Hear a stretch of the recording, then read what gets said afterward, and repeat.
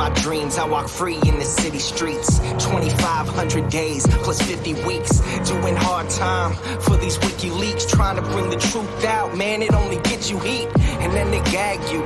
You don't get to speak, and when you get the leak, they try to hit delete. The masses of the masses, they want the shit discreet. That's why my middle finger's up to these sick elites. Free speech, it's the freedom of press. Take your deepest, darkest secrets, never leave them unsaid. If I'm a thief, then I'm a thief for the people you dread. The people of the red, white and blue, you keep them in bed. Seeing the sheep, keep them asleep, deceiving the weak. Keep seeking the leaks till you cease, and I see your defeat until I'm deceased underneath a freezing red sheet. Become a dead man, then I hit the switch and release. When Goldman Sachs is your creditor, you kill the messenger. Stories axed by the editor, you kill the messenger. Pay to play on the regular, you kill the messenger. Need to silence any questioners, you kill the messenger. And outside my window a figure quickly creeps. They dark as night like some motherfucking chimney sweeps. Whiskey with my Mickey keeps dying in my kidneys weak. Silence of my risky tweets is what the grand jury seeks. I'm wanting peace like 7 years in Tibet. Now rest in peace like 7 years under threat. Cause I've released 7 vaults, they upset. They under the rape sentence, but the US still insists to rest. I guess it's a sin to take the truth and disseminate. MLK to Gandhi, take aim and eliminate. And I don't say I'm great, just wanna say what's fake. But if they kill me, a million others will take my place. The CIA's post like a knife the sharpest. All hypocrisy, lies, and heartless. They want to stop me, my life make my heart quit. Cause democracy dies in the darkness. When Goldman Sachs is your creditor, you kill the messenger. Stories axed by the editor, you kill the messenger. Pay to play on the regular, you kill the messenger. Need to silence any questioners, you kill the messenger. When the vote count is irregular, you kill the messenger. You caught spying on a senator, you kill the messenger. Removing voters from the register, you kill the messenger. Need to silence any questioners, you kill the messenger.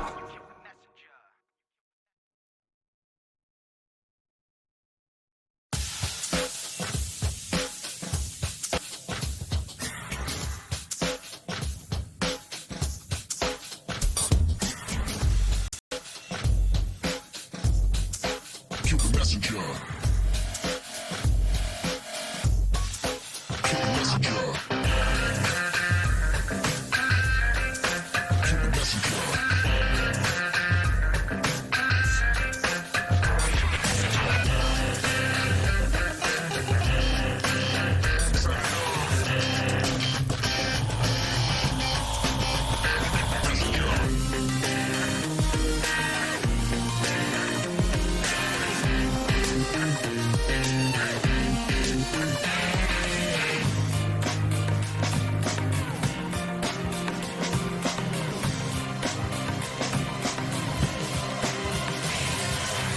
In my dreams, I walk free in the city streets. 2,500 days plus 50 weeks, doing hard time for these WikiLeaks, trying to bring the truth out. Man, it only gets you heat, and then they gag you.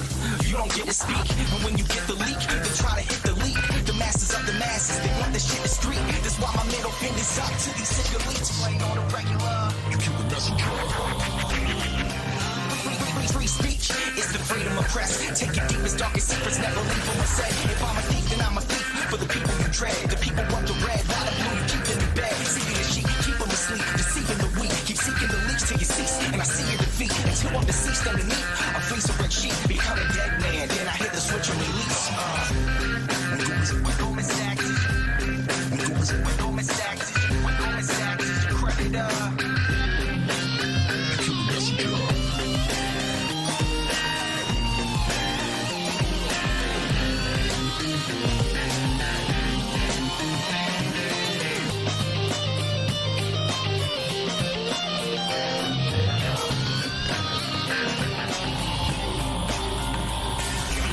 and outside my my window, a figure quickly creeps. They dark as night like some motherfucking chimney sweeps. Whiskey what my Mickey keeps, dying in my kidneys weak. Silence of my risky tweets, what the grand jury seeks. I'm wanting peace, like 7 years in Tibet. Now rest in peace, like 7 years under threat. Cause I released 7 vaults, they upset, they ended the rape sentence. But the US still insists arrest. I guess it's a sin to take the truth and disseminate. And I'll pay the Gandhi, take him and eliminate. And I don't say I'm great, just wanna say what's fake. But if they kill me, a million others will take my place. The CIA's post like a knife the sharpest. All hypocrisy, lies, and heartless. They want to stop me, my life make my heart quit. Cause democracy dies in the darkness. Cause democracy dies in the darkness. You kill the messenger. You kill the messenger. Democracy dies in the darkness. Darkness.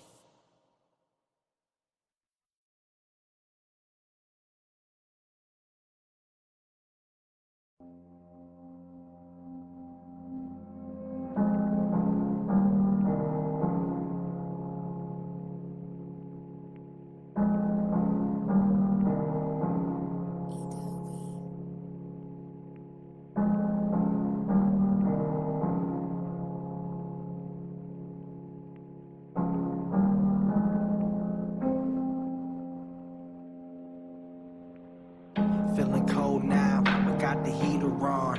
Feeling sold out, even though I'm keeping strong. But can I hold out when every bit of freedom's gone? They want me rolled out, never to sing freedom song. I wanna see the sky, I wanna feel the rain. But gotta keep away from windows, that's some window pane. It's just a shame, couldn't have planned out all our dreams. Now I scream, cause there's a man in the machine. But the train is off the tracks, and damn it's losing steam. I wanna call Christine, I haven't seen since 013. I'm missing life like 3 strikes each night. Seems like 3 nights ain't right. Can't fight, space light, hate life. Wanting to be snake-like, shedding off this gray life. In the dark can't make light, but where I'm headed now is brake lights. Where I'm headed now they break lights. Counting days like brake lights, feeling weight like brake lights. Had a great life, brake lights, brake lights, brake lights. Out of place like brake lights, in my face like brake lights. Counting days like brake lights, brake lights, brake lights. Sit here asking, what have I done? If these strings were cut, I'd see my son.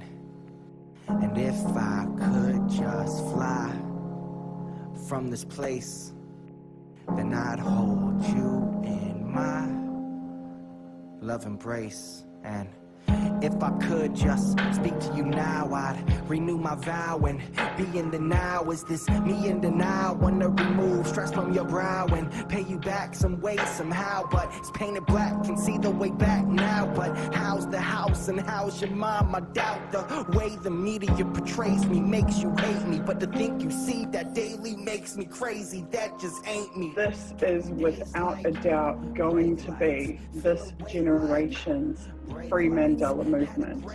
Every single generation must fight again the same battles that previous generations have fought.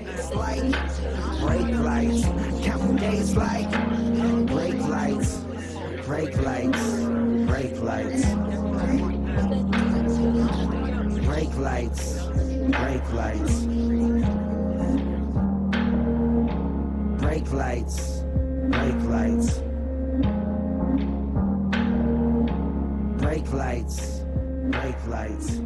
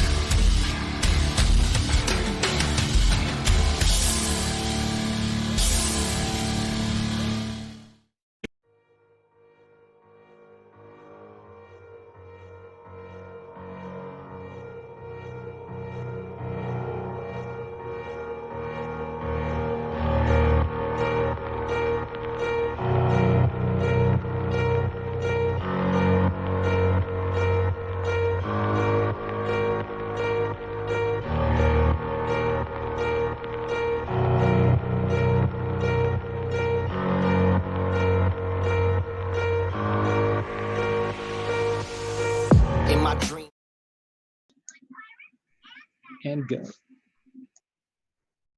Welcome to the 9th Vigil Online for Julian Assange, the founder and publisher of WikiLeaks. I'm joined by a number of guests tonight. I'm going to begin the program by going through some of the headlines in the situation involving Julian in his stay inside the Ecuadorian embassy. Today was quite important news that broke. The United Nations special body under the UN Human Rights Special Procedures Group, these include special rapporteurs, independent experts, and working groups.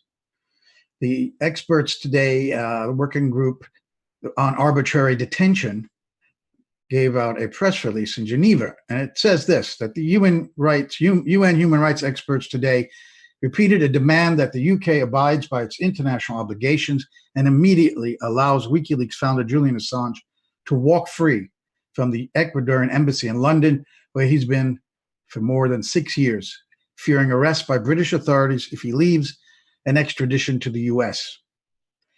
The working group says, quote, states that are based upon and promote the rule of law, that would include the United Kingdom, do not like to be confronted with their own violations of the law. That is understandable. But when they honestly admit these violations, they do honor the very spirit of the rule of law and earn enhanced respect for doing so and set worldwide commendable examples, the UN Working Group on Arbitrary Detention said. This is what they say Britain should do. In December 2015, the same working group concluded that Mr. Assange, who at the time had a European arrest warrant issued against him for an allegation of crimes committed in Sweden, was being arbitrarily deprived of his freedom and demanded that he be released. That was December 2015, exactly 3 years ago. Quote, under international law, pretrial detention must be only imposed in limited instances. Detention during investigations must be even more limited, especially in the absence of any charge, said the experts. The Swedish investigations have been closed for over 18 months now, and the only ground remaining for Mr. Assange's continued deprivation of liberty is a bail violation in the UK, which is objectively a minor offense that cannot post facto justify the more than 6 years confinement that he's been subjected to since he sought asylum in the embassy of Ecuador. Mr. Assange should be able to exercise his right to freedom of movement in an unhindered manner in accordance with the human rights conventions the UK has ratified. The working group is further concerned that the modalities of the continued arbitrary deprivation of liberty of Mr. Assange is undermining his health and may possibly endanger his life. Given the disproportionate amount of anxiety and stress that such prolonged deprivation of liberty entails, quote, the United Kingdom has ratified the International Covenant on Civil and Political Rights and has a responsibility to honor its commitment by respecting its provisions in all these cases. So they're saying that the UK has signed up to this international law and is willfully violating it, something known to be done before by the UK and the US when international law doesn't serve them. Of course, when one of their enemies breaks international law, we hear all about it. The response to this from Sajid Javid, who's the Home Secretary in the UK, their Interior Minister, said on Twitter, can I gently say to these UN experts that it is self-evident that Mr. Assange has chosen to hide himself away beyond the reach of UK authorities and rule of law? He can walk out any time and be treated appropriately. Pretty ominous statement there, to be treated appropriately. We know from other government officials of the UK that, in fact, they're going to arrest him. Also, this week, on Thursday, 2 members of the German Bundestag visited Julian Assange inside the embassy, along with Julian Assange's father. Savim Daidelin and Heike Hensel, German parliamentarians and members of the nation's Left Party, denounced, I'm reading from the Washington Times report, denounced the international custody battle over Mr. Assange while addressing reporters after visiting the Australian-born publisher. This is a quote from Ms. Daidelin, obviously of Turkish origin, a member of the Bundestag. She says, United Kingdom has to take the measures now to bring to a solution which is in the frame of international law and not in the frame of the U.S. administration, who is against international law and actually against U.S. law and against the First Amendment. At the end, we have to actually protect them from themselves, not to violate the First Amendment. I think we will talk more about that later. At the end of this case could be the extradition to the United States. Therefore, we call upon our own government, the German government, all European governments, member states of the European Union, that they should prevent any case of extradition to the United States And we asked for the rejection of the attempt of the U.S. administration that they now try to get U.S. laws settled here in the European Union. That was Ms. Hensel who said that. Here, closer to home in Alexandria, Virginia, where home for me anyway, where I'm speaking from, the federal judge in the case brought by a committee for press freedom to unseal the sealed criminal complaint or indictment against Julian Assange that the U.S. government has now admitted exists, has not had its follow-up court appearance yet. She gave initially the Reporters Committee lawyers a week to come up with another filing. Both sides have filed lengthy motions, so the judge is still obviously working on that. And with the Christmas holiday coming, we can't probably expect this decision until the beginning of the year. And that would be whether to unseal the indictment against Assange in the U.S. Lastly, Ecuador is suddenly making exceptions to no visitors. It was before only his lawyers that were allowed in since last March. But they have now allowed in the German parliamentarians and journalist John Pilger. I had a chance this morning to speak with John from London, and we're going to roll that tape now, Joe.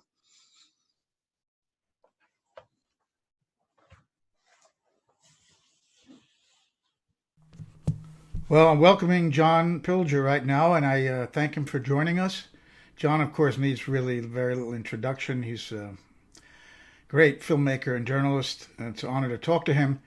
So, John, you just visited Julian Assange at the embassy. But first, before we get into that, how did you arrange that? Because my understanding has been that the Ecuadorian government cut off all visitors except his family and lawyers. And now we've had Stefania Morizzi of La Repubblica seeing him a couple of weeks ago. You went to see him, and now these German Bundestag members went yesterday. So tell us how you were able to arrange this before we talk about your meeting. Well, there's been clearly a little loosening of the rules, not much. Those of us who are close friends of Julian have been allowed, but not many.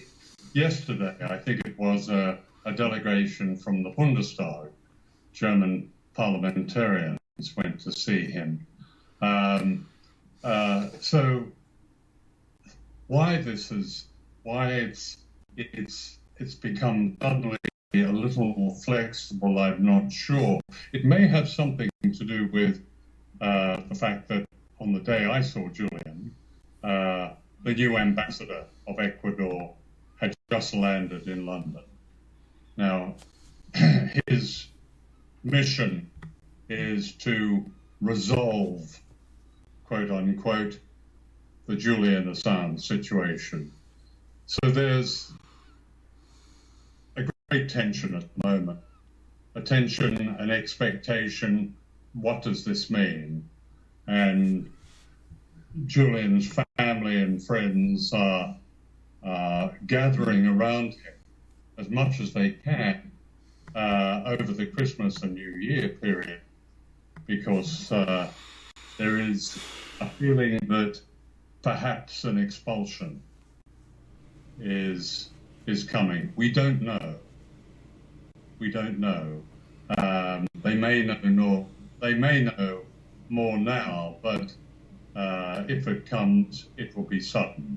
So, in a sense, it sounds ominous that they're allowing him his last visits with friends and finally around Christmas before they might actually move in. Of course, with the British authorities, with the agreement of the Ecuadorian government, they can't enter without that. Now, when was the last time you saw Julian?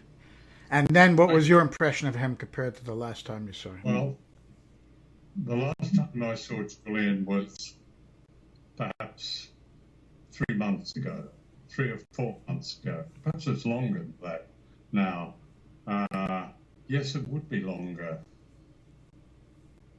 The restrictions were in place in March, so it is much longer than that, I'm afraid. It's over 6 months since I saw him.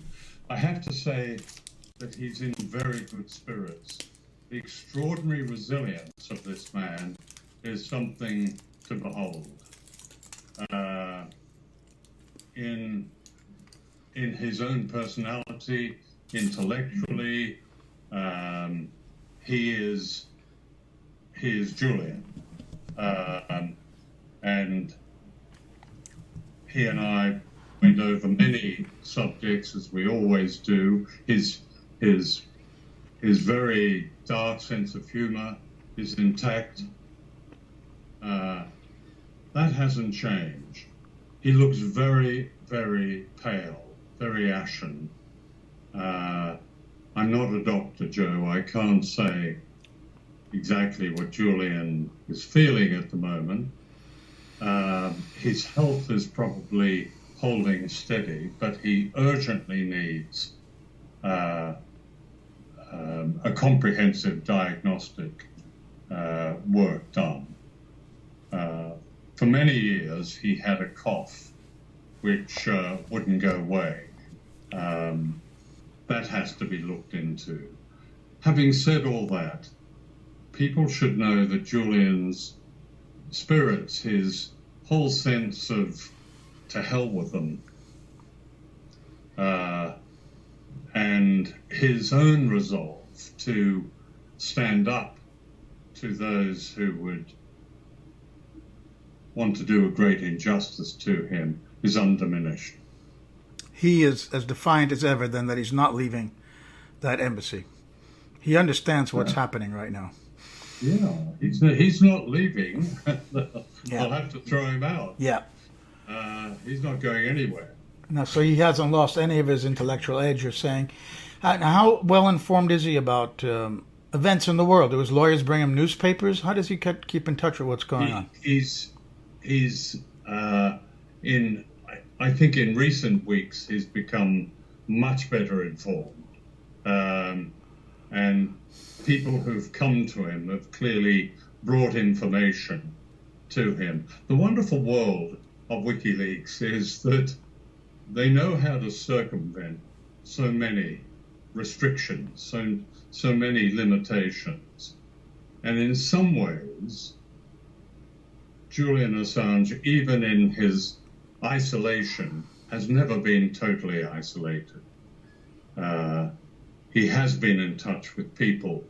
That said, he said to me, you know, there was one point where I wondered whether I really wanted, whether it was necessary to see our people. I started to get used to my own company. And then I realized this is the beginning of something that should not be allowed to progress.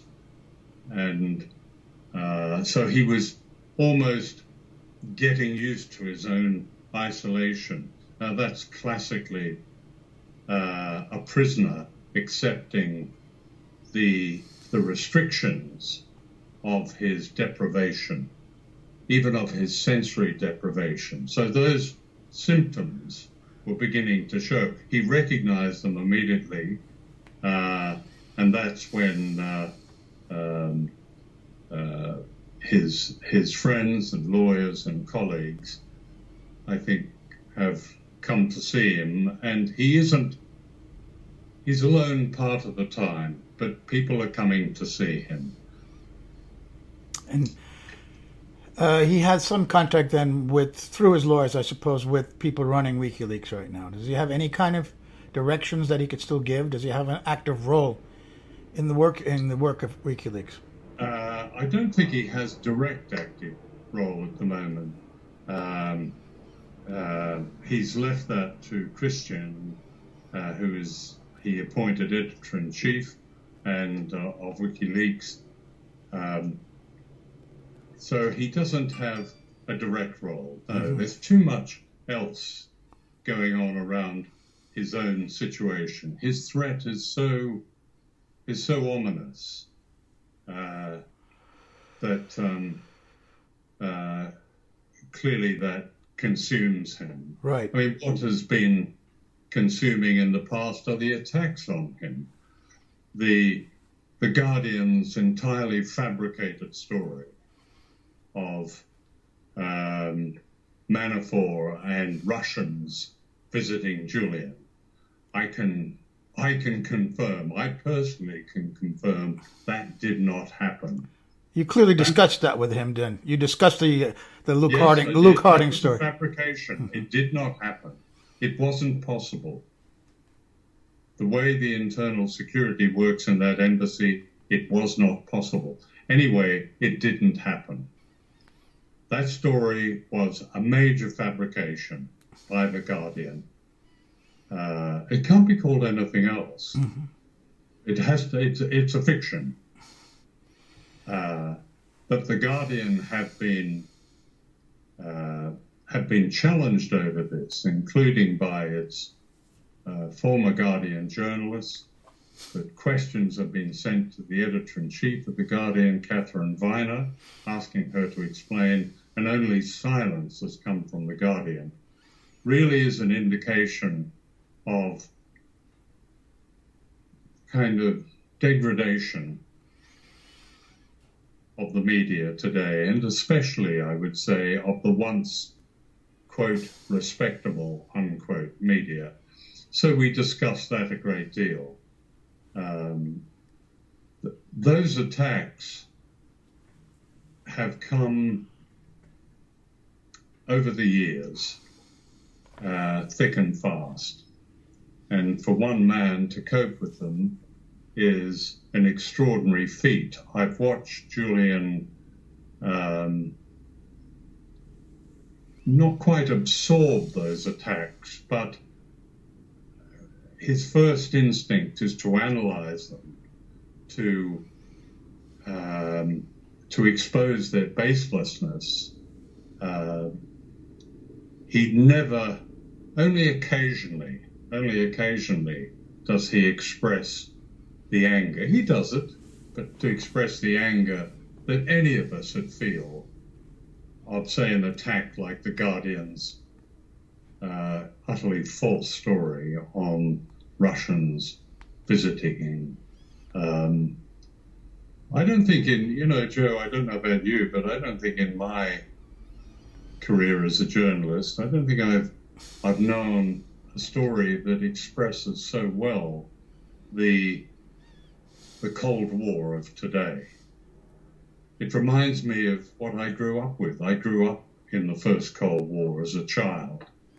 I don't remember it quite being, of course I was only a child, but I do remember my father being affected by it and being angered by it, but I've never known it to be as outrageous and as explicit as it is now. And that Guardian story, that fabricated Guardian story in attacking Julian is an example of that. I would add, and as little understood as it has ever been, because at least during the first Cold War, there was quite an awareness of what was happening, and there were diplomatic contacts between both sides. It was, in a way, less dangerous than today, and you're absolutely right. This story of Julian highlights, because it brings together the Russiagate saga and the issues of control of the media, and to the extent where The Guardian has, as you said, fabricated a story. They're supposed to be on the public side, and they're obviously on the side of the state, as anyone who does not support Julian is, on the side of the state against the people. Did you discuss with him any of the legal aspects of his case? I assume you did. Are you at liberty to talk a little bit about that?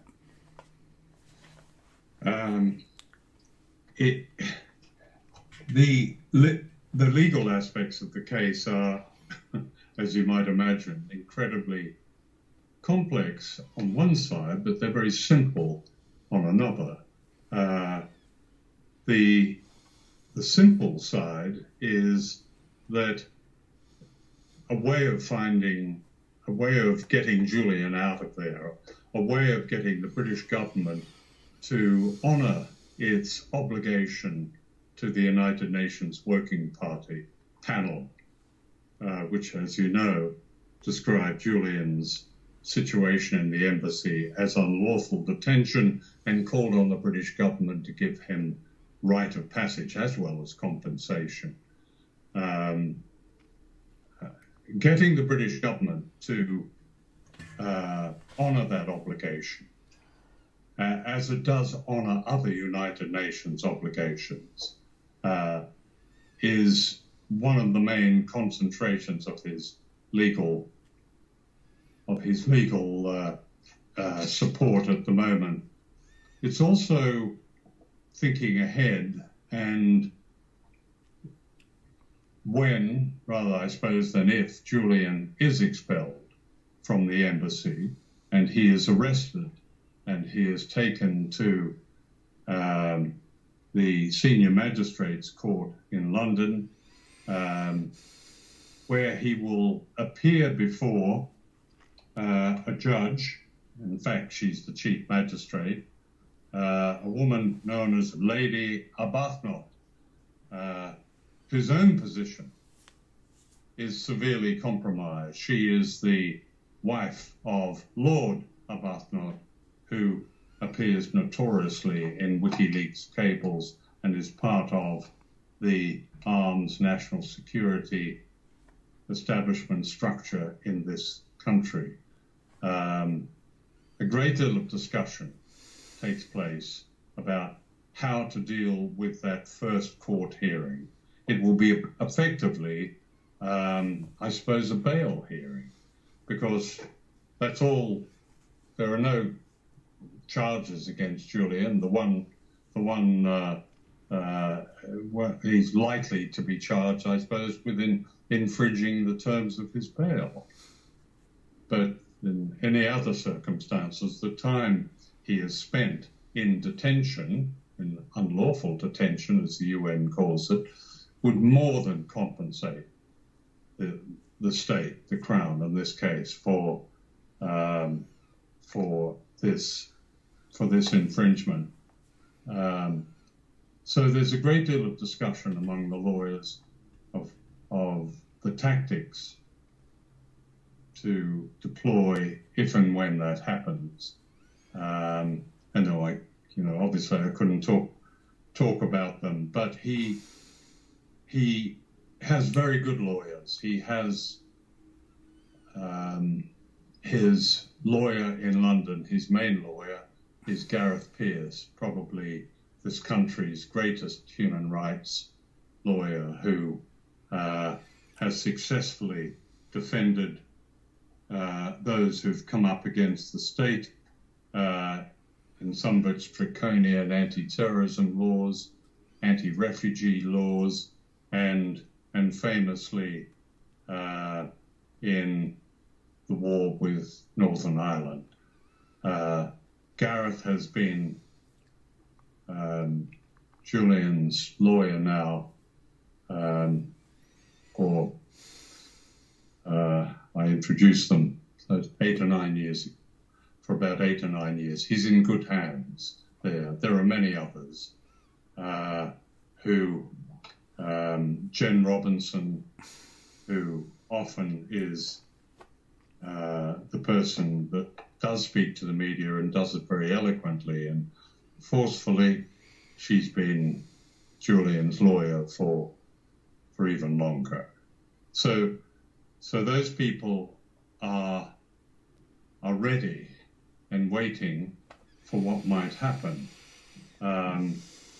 What isn't there and what is needed, and that's why a vigil like this is so important, Joe, is the public. We talked about the differences between the First Cold War and the Second Cold War. I remember the First Cold War certainly by its opposition. In those days, there was opposition. Of course, then the unions were strong. And I'm talking about, I grew up in Australia, which mimicked much of the Cold War in the United States. But there was an opposition in those days. There isn't a popular opposition now. The so-called liberal opposition is so confused, so disorientated, and so almost wretched in its uncertainty, in its uncertainty of its true allegiances, in its collusion, that there simply isn't a major anti-war. That was, of course, Barack Obama's, in my view, Barack Obama's single achievement. He destroyed the anti-war movement by being there. They thought, oh, well, that's fine, we'll go home now. That's the difference. And what we need now, Julian, in many ways, Julian is a touchstone for opposition to so much of what is happening in our world. The rise of fascism in so many parts of the world, the threat of nuclear war. I think of all the cases that illustrate resistance to that, there's none like that of Julian Assange, and he needs popular support. He needs people to go into the street outside the embassy, to go in the street all over the world, as they've done in the past. He needs that popular support. In Australia, where I was recently, I read that one television survey, it was after an interview that Pamela Anderson gave on Australian television in support of Julian, and the survey showed that survey of something like, 7,000 people, 92% of them supported Julian and wanted the Australian government to take diplomatic action to bring him home. That's a very high number. I believe that the great sleeper in many countries, I think in this country, in spite of an unrelenting and at times vicious media campaign against Julian Assange, in this country there still is a great deal of popular support. In the United States, I believe that's true. You would know that better than I, Joe, but it's that support needs to come out now. This is a critical time. Well, John, I want to thank you very much for those words, and I hope that they inspire people to do just that. And thank you again for joining us at the beginning of this vigil from London. Thank you, Joe. Bye-bye. Bye.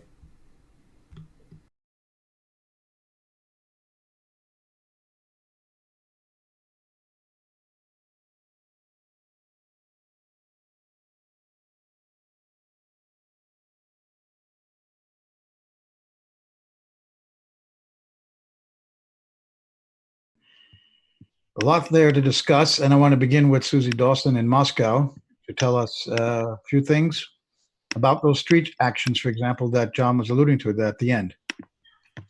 Susie. Hi, you can see and hear me okay? Yes, we all can. Cool. Thank you so much, everybody, for being here tonight. Those were very sobering words that we just heard from John Pilger. That was, in my view, a really timely reminder about the seriousness of Julian's medical and physical situation, and his situation in general. But those words are coming to us in a week in which there has been several really fantastic developments. First and foremost among those is the two German members of parliament that Joe Lauria spoke about earlier, who travelled to London, met with Julian inside the embassy, and then held a press conference outside the embassy yesterday afternoon. I have been sent a transcript from the organisers of that trip, which I would like to read to you shortly, because their statements were so strong and so pertinent, and I think that we absolutely should be highlighting and amplifying those as much as possible. Those members of the German and also of the European Parliament were representing 36 members of the European Parliament who have signed an open letter in support of Julian Assange and support of human rights and press freedom and freedom of expression. For me, the most significant thing that was said by them yesterday, and there were many significant things, is where they openly stated that they weren't just there as a one-off. It wasn't just a one-off press event, but in fact, they were there to announce the start of a new campaign driven by them to garner as much political and diplomatic support for Julian as possible. And to me, that heralds very much a new phase in this public fight to free Julian. We have this year filled a critical need and a critical gap with the Unity for J movement at a time that Julian was silenced and unable to speak for himself. Many of the participants that you've seen at these Vigil events and the thousands of people, regular citizens who joined our organising platform and took action in cities and towns around the world, we became Julian's voice when he was silenced. And what I see from the new campaign by these members of the European Parliament is that we have been heard. I noticed that without having been asked to, those parliamentarians were tagging #Unity4J on their tweets about their press conference yesterday. And that tells me that they know full well about the history of the last 8 months of this campaign. They know full well that people around the world care about Julian and about WikiLeaks, about press freedom and human rights, and they have heard those calls and are taking action as a result. I think that's incredibly important and significant and very heartening, because Ecuador might be able to ignore us, but likewise with the UK and the US, but it is a lot more difficult for them to ignore 36 members of the European Parliament. And to start with a group of that size at the beginning of a new campaign, we can only imagine where we could be in 6 months or in 12 months' time. So I'm going to talk a bit more about Unity for J, but I'll do it towards the end of the stream tonight, because we have so many incredible speakers and participants here with us to talk to you today. So I would, for now, just like to read you this transcript from the German members of Parliament, and then I'll let Joe Laurier move on with the program. So this is what was said outside the embassy yesterday. Dear representatives of the media, first of all, we would like to thank the Embassy of Ecuador for making this meeting possible for us, and of course Julian Assange for agreeing to a visit under these difficult conditions. We have conveyed to Julian Assange the solidarity greetings of the Left Party and the solidarity of the many supporters from Germany. Sorry, bear with me. The many supporters from Germany. The people in Germany and throughout the world are indebted to Mr. Assange. He has contributed to bringing to light the war crimes in Iraq and Afghanistan and the illegal activities of the secret services, particularly the CIA. He has opened our eyes to how dirty and bloody these wars were and are, and how much we have been deceived by our governments. He deserves our solidarity. Julian Assange was very pleased with our visit. This is the first visit by members since March, after months of suspension. We would very much like more colleagues from other countries to come to London and work towards a humanitarian solution to the situation. As parliamentarians, we should ask our governments to act. Unfortunately, the German government has so far done little to find a solution.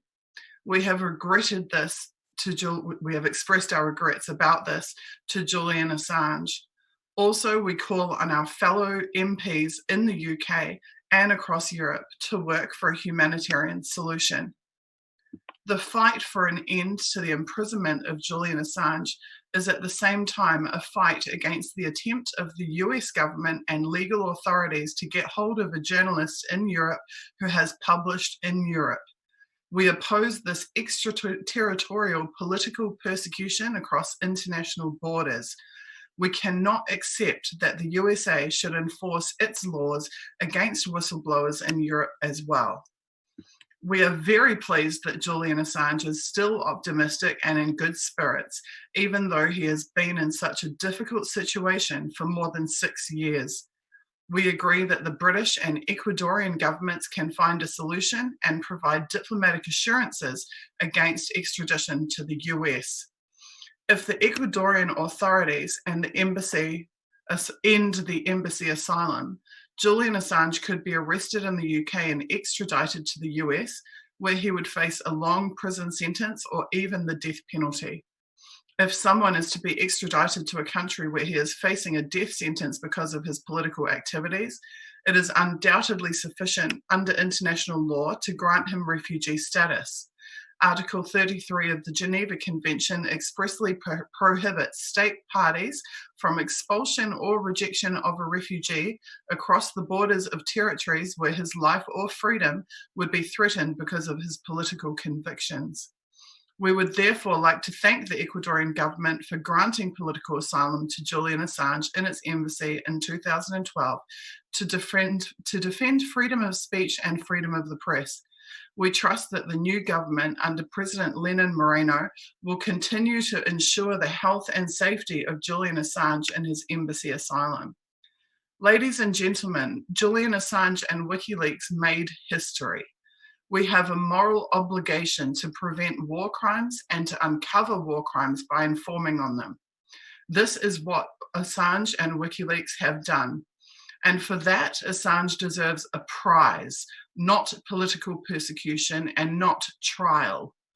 Our next steps in this case will include strengthening the international solidarity of parliamentarians with Assange and thus the freedom of the press, because this is not about the person of Assange. This is about the right to publish information in the public interest. It is about our democracy. Therefore, 36 members from nearly a dozen European countries have now written to United Nations General Secretary Antonio Guterres, excuse my pronunciation, British Prime Minister Theresa May, and Ecuadorian President Lenin Moreno. We call on the German Federal Foreign Minister Heiko Maas to show his attitude and to stand up for the health and safety of Julian Assange. By revealing secret documents, Julian Assange made public crimes committed by the US Army in the Iraq War, from which the then SPD-led federal government under Chancellor Gerhard Schroeder had also distanced itself. Thank you very much for your attention. In London, 20th of December 2018. So I find that incredibly heartening. I feel like this is a passing of the torch, a passing of the baton to people who have the credibility, the professionalism, the network, and the political pull and sway to be able to take serious action and hopefully get some serious traction on freeing Julian. So that is an absolutely fantastic development, and I personally congratulate every single person who has backed this movement, participated in this movement, and raised Julian's profile to the point where we're seeing this type of level of support. It's absolutely fantastic.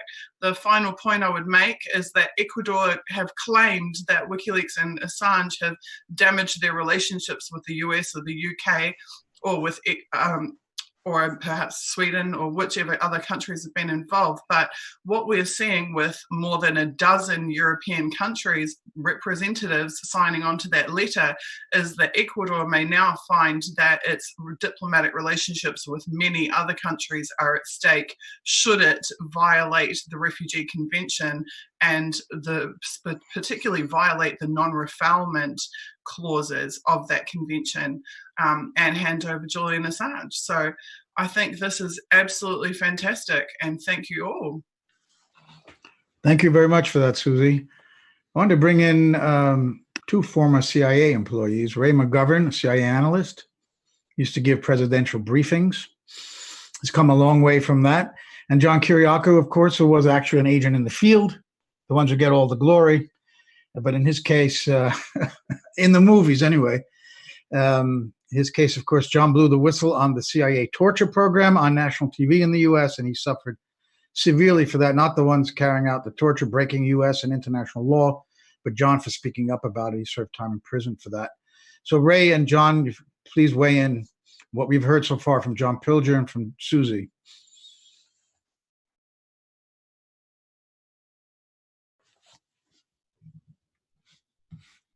We can't hear you, Ray. You got to mute. Both of you have to unmute your mics. Down at the bottom on the left. There, John is unmuted first. And Now I'm Ray. unmuted. Yes.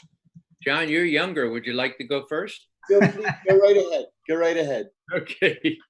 Yeah, I guess I find myself wondering. There were a couple of things that we were told, and that was that the new Ecuadorian ambassador was due in last week, I believe, with new instructions. And I guess my first question would be, well, were these new instructions the ones that permitted the German parliamentarians to visit Julian? And is that a good sign in terms of new flexibility on the part of Ecuador? Does anyone know that? Well, I will just jump in again because I watched an interview that he gave to an Ecuadorian TV station. And he said a couple of things of interest. One, that they have nothing to do with what's going on between Julian's lawyers and the British authorities. They're staying out of that. And number two, they've not had any pressure from the United States whatsoever on this. They they only hear public statements made by American officials. They're not getting any kind of private communications, which is, I mean, really, there's probably a bridge in London that somebody could sell that guy. And the funny thing is, I want to add this. At the very end of this interview, the female reporter got up and gave the new ambassador a kiss on the cheek. So this is the standard of Ecuadorian TV journalism. The ambassador she just interviewed, supposedly asking him tough questions, she gave him a kiss on the cheek at the end. So talk about sucking up to power in journalism. But Ray, that's all I could say about that. He did say that they want Julian to leave on his own. Of course, but it's up to the British. Of course, it's not up to the British. They have to allow the British authorities in to get him if they're going to do that. It's an Ecuadorian decision. Okay. There was another question, and it's simply that there was something on the table that proposed that Julian could come out and be assured that he would not be extradited to any country that had the death penalty. Where does that stand? Well, that wasn't exactly what was said. It was the president, Lenin Moreno, who said that in a radio interview. He said that he did not want Julian extradited to a country that would extradite him, not to a country that could extradite him, that has the death penalty. Because if that's what he said, that would eliminate the United States. So what he actually said was he didn't want him to be executed, but he could be extradited to the U.S.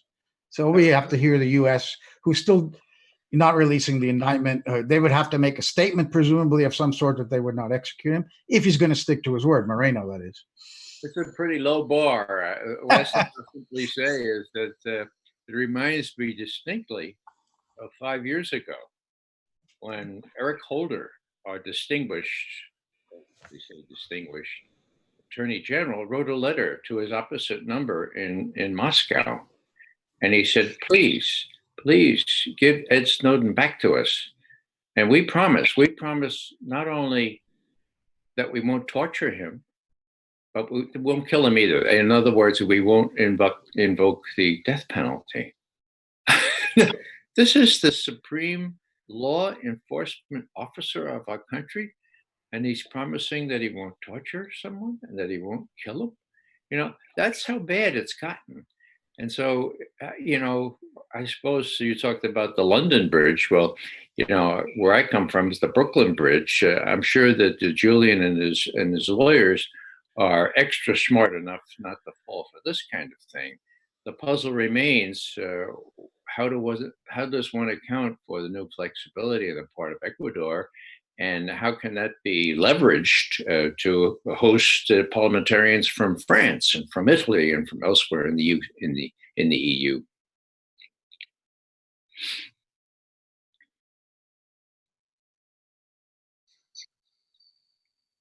John, do you want to weigh in on that?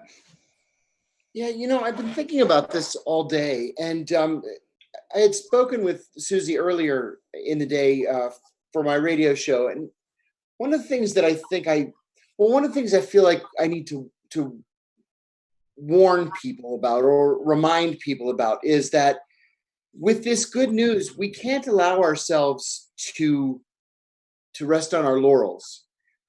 This really was good news, and it's the first bit of good news we've had about Julian and his situation in a very long time. But now's the time to ramp up our action, I think. We have to build on what the German parliamentarians did, what the EU parliamentarians have written, and we need to push harder. I think we need to push harder because Washington right now is in a state of chaos. Actually, let me tell you something. I have a contact inside the White House, somebody at a senior position, and he told me just yesterday that the West Wing is, and this was his word, it's a ghost town. He said it's in a state of chaos. It's quiet as a church because people are jumping ship. The ones who are still there are sitting at their desks and updating their resumes. They're not focused on Julian Assange right now. And I think now's when we act. Now is when we keep pushing to the point where it's just not worth their trouble anymore. They have more important things to worry about than what happens to Julian Assange in the next couple of weeks. And maybe they decide this is a fight not worth fighting. Maybe that's how we win it. Well, I hope you're right about that, John. But there are other people outside the White House that have a keen interest in Julian Assange, like at the CIA, the Justice Department, and the FBI. Of course they do, but I think that a decision has to be made at a very high level, and I'm not sure that a final policy decision has been made. And it's interesting because it might be that Trump, who can read his mind, but it might be that he's finally following through on some of his campaign promises. He's actually announced the withdrawal of troops from Syria and 7,000 of the 14,000 in Afghanistan. So there's something is definitely up at the White House. Yes. And he might be making a move now because he's fed up or whatever is going on, where he's going to assert himself. So if indeed he backs up his earlier statement that he loves WikiLeaks, and that he also said he doesn't know anything about Julian Assange, he really doesn't know the man. That's another statement he made. So It's not important to him. At least that tells you it's really not important to him. Yes. And whether he thinks he helped him win the election or not, it might be the case that Trump won't push this. And as you say, he has to make the decision. And maybe he's finally growing a pair here and is going to stand up to somebody, to the FBI or to Justice Department or the CIA even, who wants to get Assange. So you're raising an interesting point. Ray? Yeah, Joe, let me interject here. Pompeo had called Julian Assange a demon. Okay, now I don't have much truck with demons, but Pompeo does. I mean, he apparently believes in demons. He also said that Julian is running a non-state hostile intelligence service. Now that's something for the Europeans to pick up on. That's something for any official to pick up. What the hell is a non-state hostile intelligence service? Now, is that some new invention by Pompeo? He should be called on that. And if most people in the world, and I believe this is true, believe that Julian Assange is a publisher, okay, that's a far cry from a non-state hostile intelligence service, and that should be made clear. Because, Pompeo is going to bow to whatever Trump says. So if we confront Pompeo, or if he is asked to explain what he meant, maybe people begin to realize that Pompeo is reacting to the very obvious fact, that Julian Assange, as sequestered as he has been, is still able to receive leaked documents of extreme importance. So important that Julian himself has described this leak from about the Vault 7 documents as more comprehensive and more important than all the documents that Ed Snowden brought out into Hong Kong. That's something. Now, he's only released portions of that, okay? And the one that really got Pompeo and everybody else was the one that showed that the CIA has developed, together with NSA, using billions of dollars, the capability to hack into a computer or server, to disguise who hacked in, and to insert telltale signs like, maybe a little Cyrillic, this kind of thing. Now, you don't have to be a crackerjack analyst to put two and two together and say, what does that remind me of? Okay. So that's what did it. That was on the 31st of March, 2017. 13 days later, Pompeo gets up at this think tank and says Julian Assange is a demon, and the people working with him are demons, and he runs a non-state hostile intelligence service. He needs to be called on that. They ought to put him on the spot. And, that's something to work with, it seems to me. I don't think Trump is going to do much in these circumstances alone, unless we put pressure. And who is the ones to put him on the spot, to put Pompeo on the spot, right? Who normally should fulfill that function in our society? I think if the Linke, the leftist parliamentarian, the Bundestag members from Germany, exert some pressure now, leveraging the 36 European parliamentarians, and say to their foreign minister, hey, you talk to Pompeo all the time. Ask him what he means by a non-state hostile intelligence service. Well, what's that supposed to mean? Okay. We see Julian Assange as a publisher. You see him as something else? Where's your proof? That kind of thing, That's a good idea. Yeah. Well, I had in mind the media, the main powerful media we have. They're the ones I think should be asking those questions of Pompeo. But we see, in fact, they're taking the side of Pompeo and the rest of the state against Julian Assange, against their own colleague. As John Pilger said in the interview, if you heard it, that The Guardian has completely fabricated this story about Russians and Manafort going to see him in the service of the Russiagate narrative to try to give some evidence of collusion, which I doubt will even be picked up by Mueller, Saint Mueller, as you call him, Saint Robert Mueller. Well, we have demons and saints tonight on this show, so I doubt that that story has gone nowhere. There's been never a word, as John said. There's been total silence from The Guardian. But again, the press is the one that should press Pompeo on what he means by a non-state hostile intelligence service. An intelligence service, and you guys, obviously you and John know a lot better than I do, goes out and actively gathers intelligence and does all manners of other things, unsavory and others. And there's no evidence that Julian went out and got any of the stuff that he's published himself. WikiLeaks did not collect. WikiLeaks only published. That's key. Yeah, that's what they're looking for. And I would not, John, maybe you could chime in here and either agree or disagree. But when Mueller comes down to push and shove here, is he going to come up empty? Is he going to come up and say, well, we got all these other crimes, but nothing to link Trump or his campaign to Russia? Or is he going to get some of his, the plumbers, some of the people who do these kinds of things to forge some documents to prove that Julian Assange, as Joe just suggested, actively solicited these things, that he's guilty of some kind of espionage in actively soliciting these things?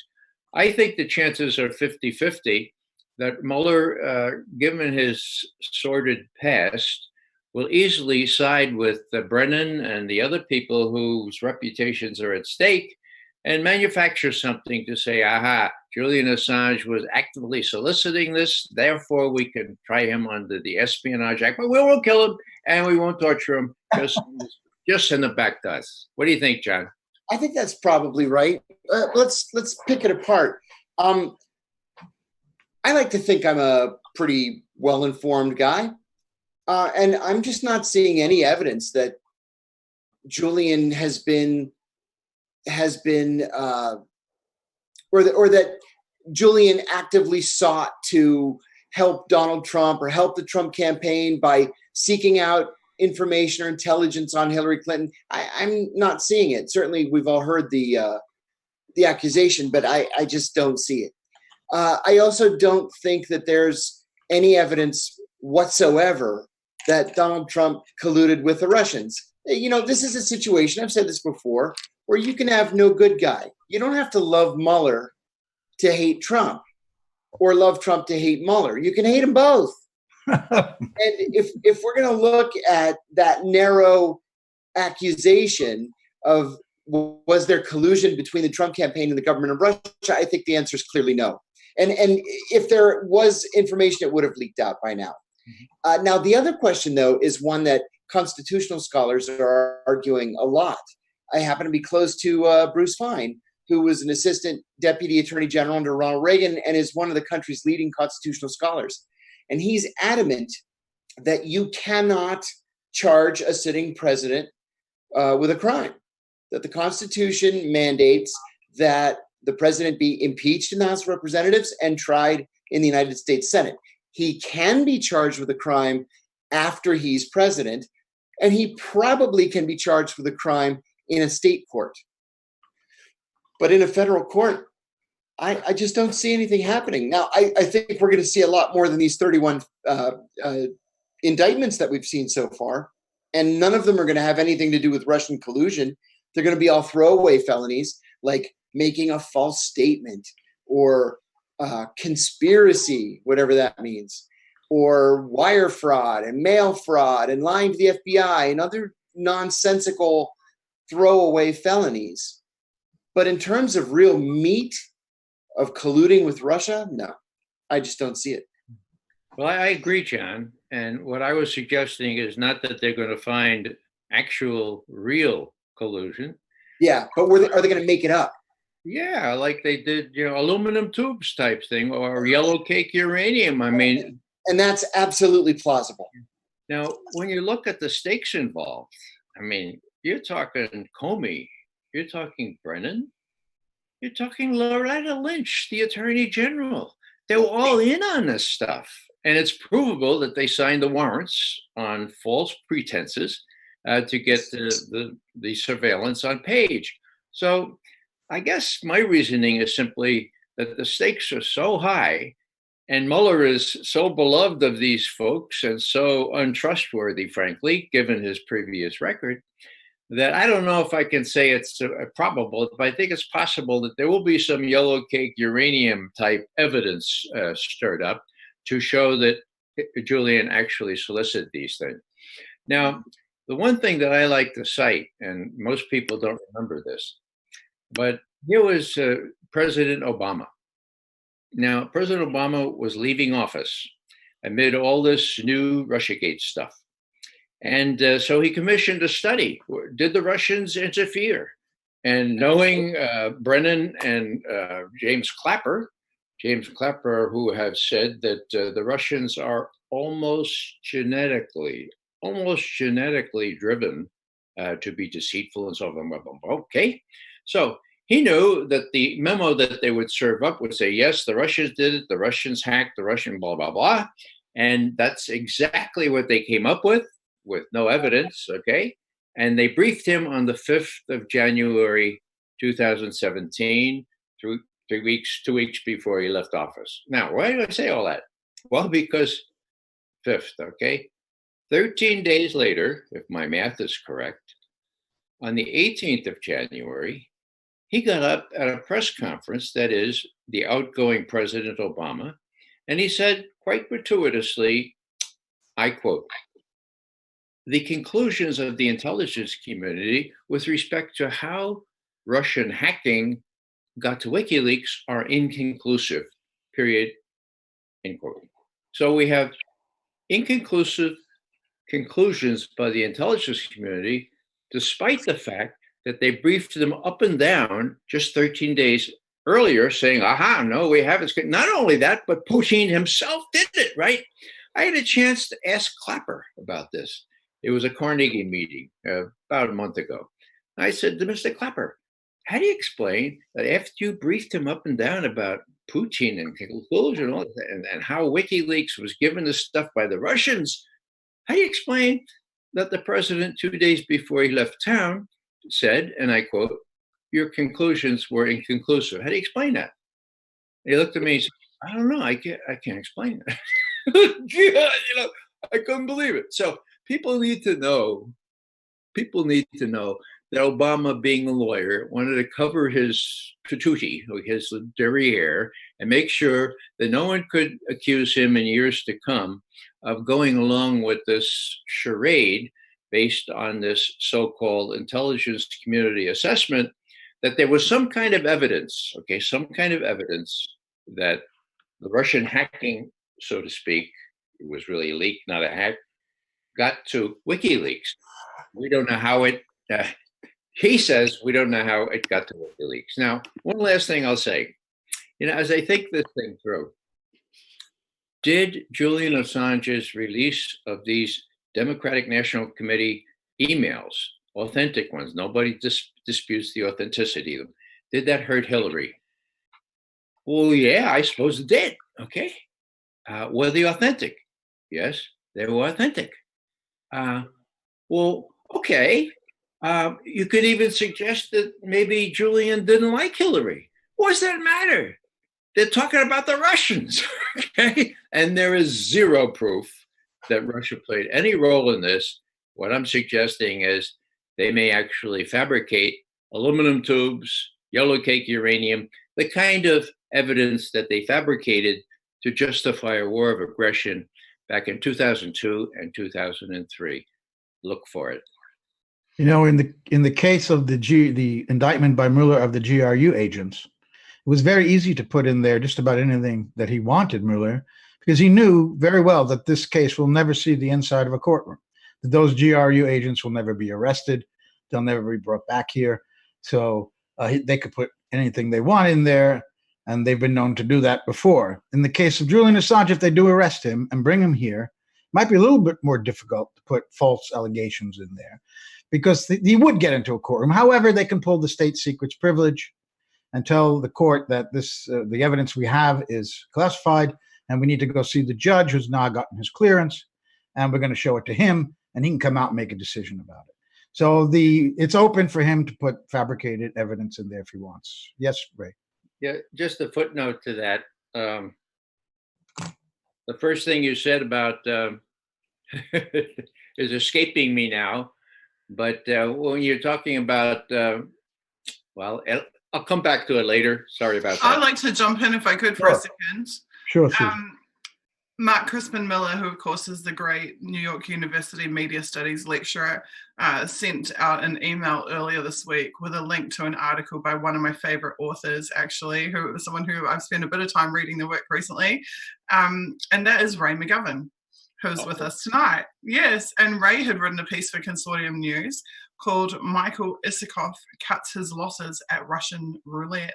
And Mark Crispin Miller's description said, one of the top stenographers promoting Russiagate concedes obliquely that it's pure crapola. And Ray McGovern's article was based on a podcast interview that Michael Isikoff had given. And sure enough, I sat and listened to the full interview. And he did, in fact, and this is a guy who wrote a book called Russian Roulette about supposed Russian collusion with the Trump campaign. Mm-hmm. He admitted he does not believe there's any evidence of Russian collusion. He does not believe the contents of the Steele dossier. And he's effectively admitting, even in contrast to his own work over the last 2 years, that he thinks, as Mark Crispin Miller put it, it's crapola. So I find that to be significant, that even big name journalists and authors who had fully bought into the whole collusion narrative are now distancing themselves from it. And that, I might add, is the exact opposite of Luke Harding at The Guardian. Anyone whose book was called Collusion, he's in trouble. And there's your manufacturing. So like Ray was just saying, well, they might manufacture something, it's the next yellow cake or uranium or whatever. Luke Harding is the classic example of that, is where the manufacturing has been occurring in the media. Well, a journalist could only go by their reputations and their credibility. Once that's gone in the public's view, they're finished. So Harding is in trouble. He's under pressure. There's no evidence to back up his great bestseller Collusion. So I think he has to find some evidence. And he went out and found some. And he had the Ecuadorian intelligence services and probably the US and the British giving it to him. That Manafort went over there one day and just strolled into the embassy and sat down with Julian. 3 times he did that. And there were a bunch of Russians, too, that came without any bloody evidence, without any video, surveillance tapes, photographs, logins at the embassy. So these journalists now, at least Isikoff, to his credit, is admitting that he was wrong, basically. That he deserves credit for that. I don't think Harding will ever do that, because he's finished if he does that. He's digging himself a deeper and deeper hole. Isikoff realized he better start getting out of that hole now while there's still time. I can't help but wonder if there's a certain Intercept writer recently of the Intercept who might be wanting to walk back his position on it as well shortly. You mean formerly of the New York Times? Yes, I do. Oh, that one, yeah. Well, I don't, if I can just interject, I don't think we're out of the woods yet. Even if you listen to the Isikoff interview, he's still insisting, the Russians hacked and the Russians gave the stuff to WikiLeaks and all this kind of stuff. Just can't prove it right now. And so we have to keep the pressure up. But he does make the point in that interview, which was an interesting one that I hadn't heard elsewhere. He said he doesn't believe, like we keep hearing, oh, Flynn has flipped and is going to, give them the smoking gun, and this person has flipped and that person has flipped. And he said he doesn't believe that that's true because they've already gone to sentencing. And he said that if they were material witnesses which were providing evidence against other people of much more serious crimes, that they wouldn't have gone to sentencing already. They wouldn't have been charged, gone to sentencing, and been getting whatever punishments they end up getting.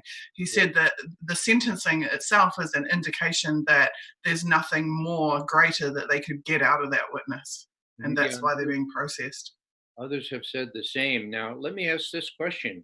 Luke Harding, I remember when he wrote his first big article about Julian. I was with Julian at the embassy at the time. And one of his lieutenants had gone to this lecture that Harding had given and came back, and it was gloom and doom. I mean, Julian could hardly believe what this guy had said. So he's a charlatan from the word go. Now, there was word that Julian was going to sue Luke Harding. And I think that the libel laws in Britain are stricter than ours. Is that going forward, do you know, Susie or Joe? I don't know myself. I know that I assume it is actually. I mean, they had a pretty good response. I think within a couple of days, they raised $45,000 towards launching that lawsuit. It wouldn't cover the cost of the entire thing, but it's definitely enough to get them started. So it may well be that they do. I think it's important that they do. I think it's important that they draw a line in the sand. And also some of our great people from our movement dug up some old interview footage of Julian from back in 2010, talking specifically about how problematic the libel laws are in the UK, how they have created this financial wall that prevents anybody except for the rich, except for the moneyed class, from ever being able to pursue libel action in the UK. And he said that the result of that has been that the UK press think they can get away with murder so long as their target is not of sufficient financial worth to be able to follow that path and challenge them. So I think if WikiLeaks can teach them that lesson, that actually we can crowdfund and be able to take them on and to get some justice, that the laws themselves do side generally with the victim.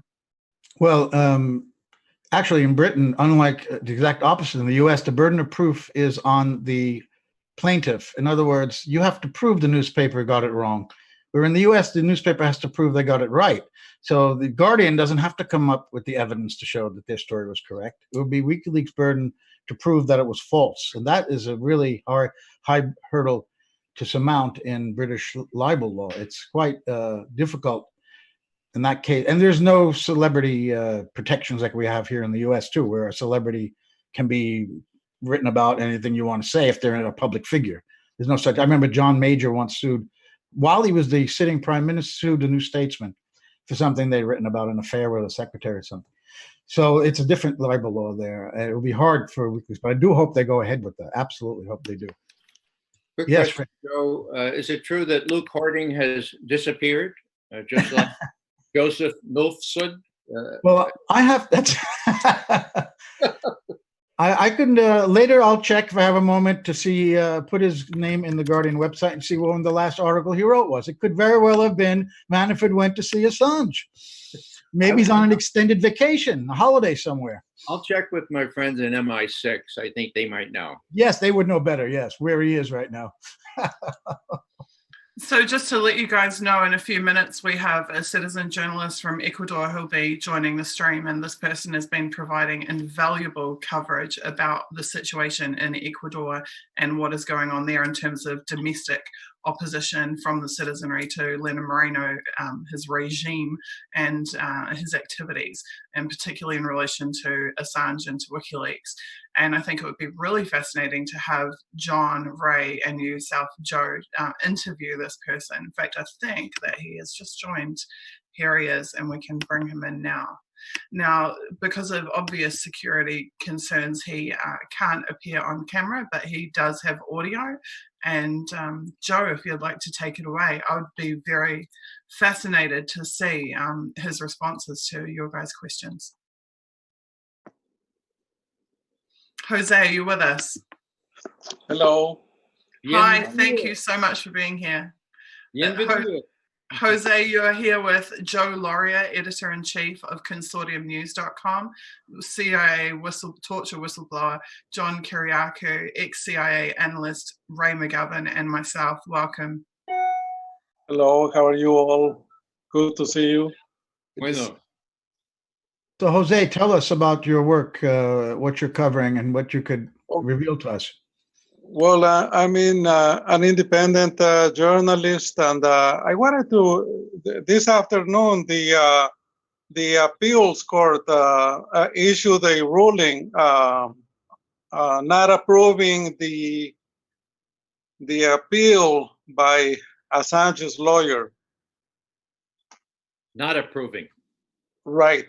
So I would like to read it to you, the translation that I just finished. So can I do it now? Please do. That would be fantastic service to us. Thank you. Okay. They just, well, the one journalist that works for the news, for the CNN, put out a two-page from the ruling only, and I think she put out the two most important pages. So this is what it says. One page does not follow the other one. I think there must be a page in between that she didn't include. Okay. Okay. So it says, when this is not the reality, because whoever does not comply with his duties must be subject to the penalties of the laws and its rules. Number 13, decision. For what it has been explained, there has been no violations of any constitutional rights. This tribunal applies justice in the name of the sovereign people of Ecuador and by the authority of the Constitution of our Republic. Rejects the appeal presented by Dr. Carlos Hernan Poveda Moreno. He is the Assange's lawyer, who is the legal representative of Mr. Julian Paul Assange, and under the terms of this sentence confirms the lower court decision that rejected the protection appeal. According to Article 85, number 5 of the Republic's Constitution, after it is executed, it will be referred to the Constitutional Court by a certified copy of this ruling to follow the constitutional rules. The documentation will have the written appeal presented by Dr. Gonzalo Salvador, who is the chief legal coordinator for the Ministry of Foreign Affairs and Human Mobility on December 2019, and the written appeal presented by Dr. Jose Valencia Mores, Minister of Foreign Affairs and Human Mobility. Now comes the second page. It starts with constitutional. Constitutional has not been created to replace the lower court. I think what they mean is the Corte Constitucional or Constitutional Court. That violates the justice specialization principles and breaks away the judicial structure of the Republic's Constitution. The presented protection appeal will not be accepted since no constitutional right has been violated or the assumed rights, since this is an administrative action. It can be appealed by the legal methods according to the article number 1 and 4 of the judicial guarantees and constitutional control. 12, legal opinions of the tribunal. Based on the book by Ronald Dore called Taking Rights Seriously, we find several thoughts that have to do with the court analysis. Quote, the citizens are privileged to live in a society where the institutions are in agreement with that system and depend on it and accept its disadvantages until another new agreement comes into force, whether it be by gradual amendments or one amendment. Page 178, quote, in a democracy, or at least in a democracy that respects the individual rights, end of page. So what he's saying is that that they don't think that that there should be more appeals after this, but they say, according to the law, that the Assange's lawyers have a right to file an appeal, but that would be with the Constitutional Court, which comes into work in February, but they have not said, you know, the exact date of February.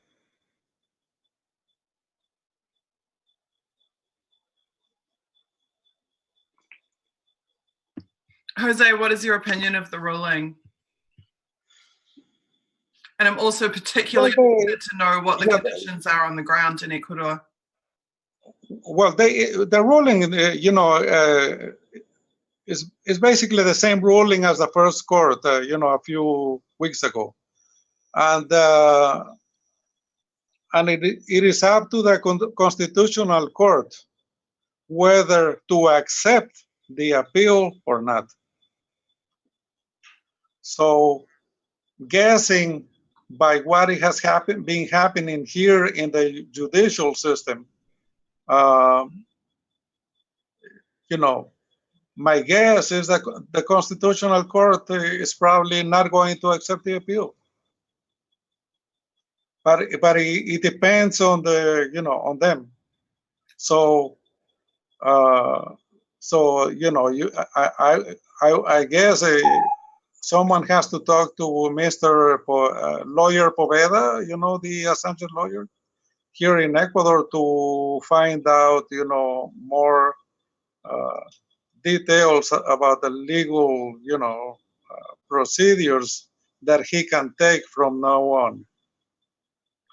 So, and also remember that all the judges at the Supreme Court have been chosen by Lenin Moreno. So the outcome. So the previous Supreme Court bench they were all fired, correct? Well, that was not a Supreme Court. It was a provincial court, that they call it. You know, like the court of the state of California, for example. Okay, and he fired all of the sitting judges. Right. So this court right now is the highest court in the state of California, just as an example. So this court is the highest in the province. So now the higher court is the Constitutional Court that will start working in February. So he has to file an appeal right away and wait. And the only court that can accept or reject the next appeal is the Constitutional Court. But remember that we are not living in a democracy, you know, so anything can happen. Now, I saw that you had posted yesterday that there was yet more protests occurring in Quito. Can you tell us about the opposition, the resistance? Yes. The protest was called by the university students, And I think that the leaders of the university students are being manipulated, because they just protested last night, and they, for a couple, 2-3 hours, and then they didn't protest again today. And all the leaders of the unions, the workers' union, and all the leaders have been bought out already. They've been bought off. Yes. Yes. Right. What about the protests that we saw last month, where people were hitting the chain fences with coins? Yes, they were. Yes, they were a group that it has nothing to do with the students. And in this case, groups come and go, because we are not organized as a whole group. It's like it's individual decision of certain groups that go and protest. So our leadership has not called for a general protest in Quito like last time. So because you see what is happening now is that we are rushing to put candidates in the for the next elections. You see, this thing was timed very well by Lenin and his advisors to coincide with the opening of the elections, and so they allowed us to participate in the elections just at the last moment. So all the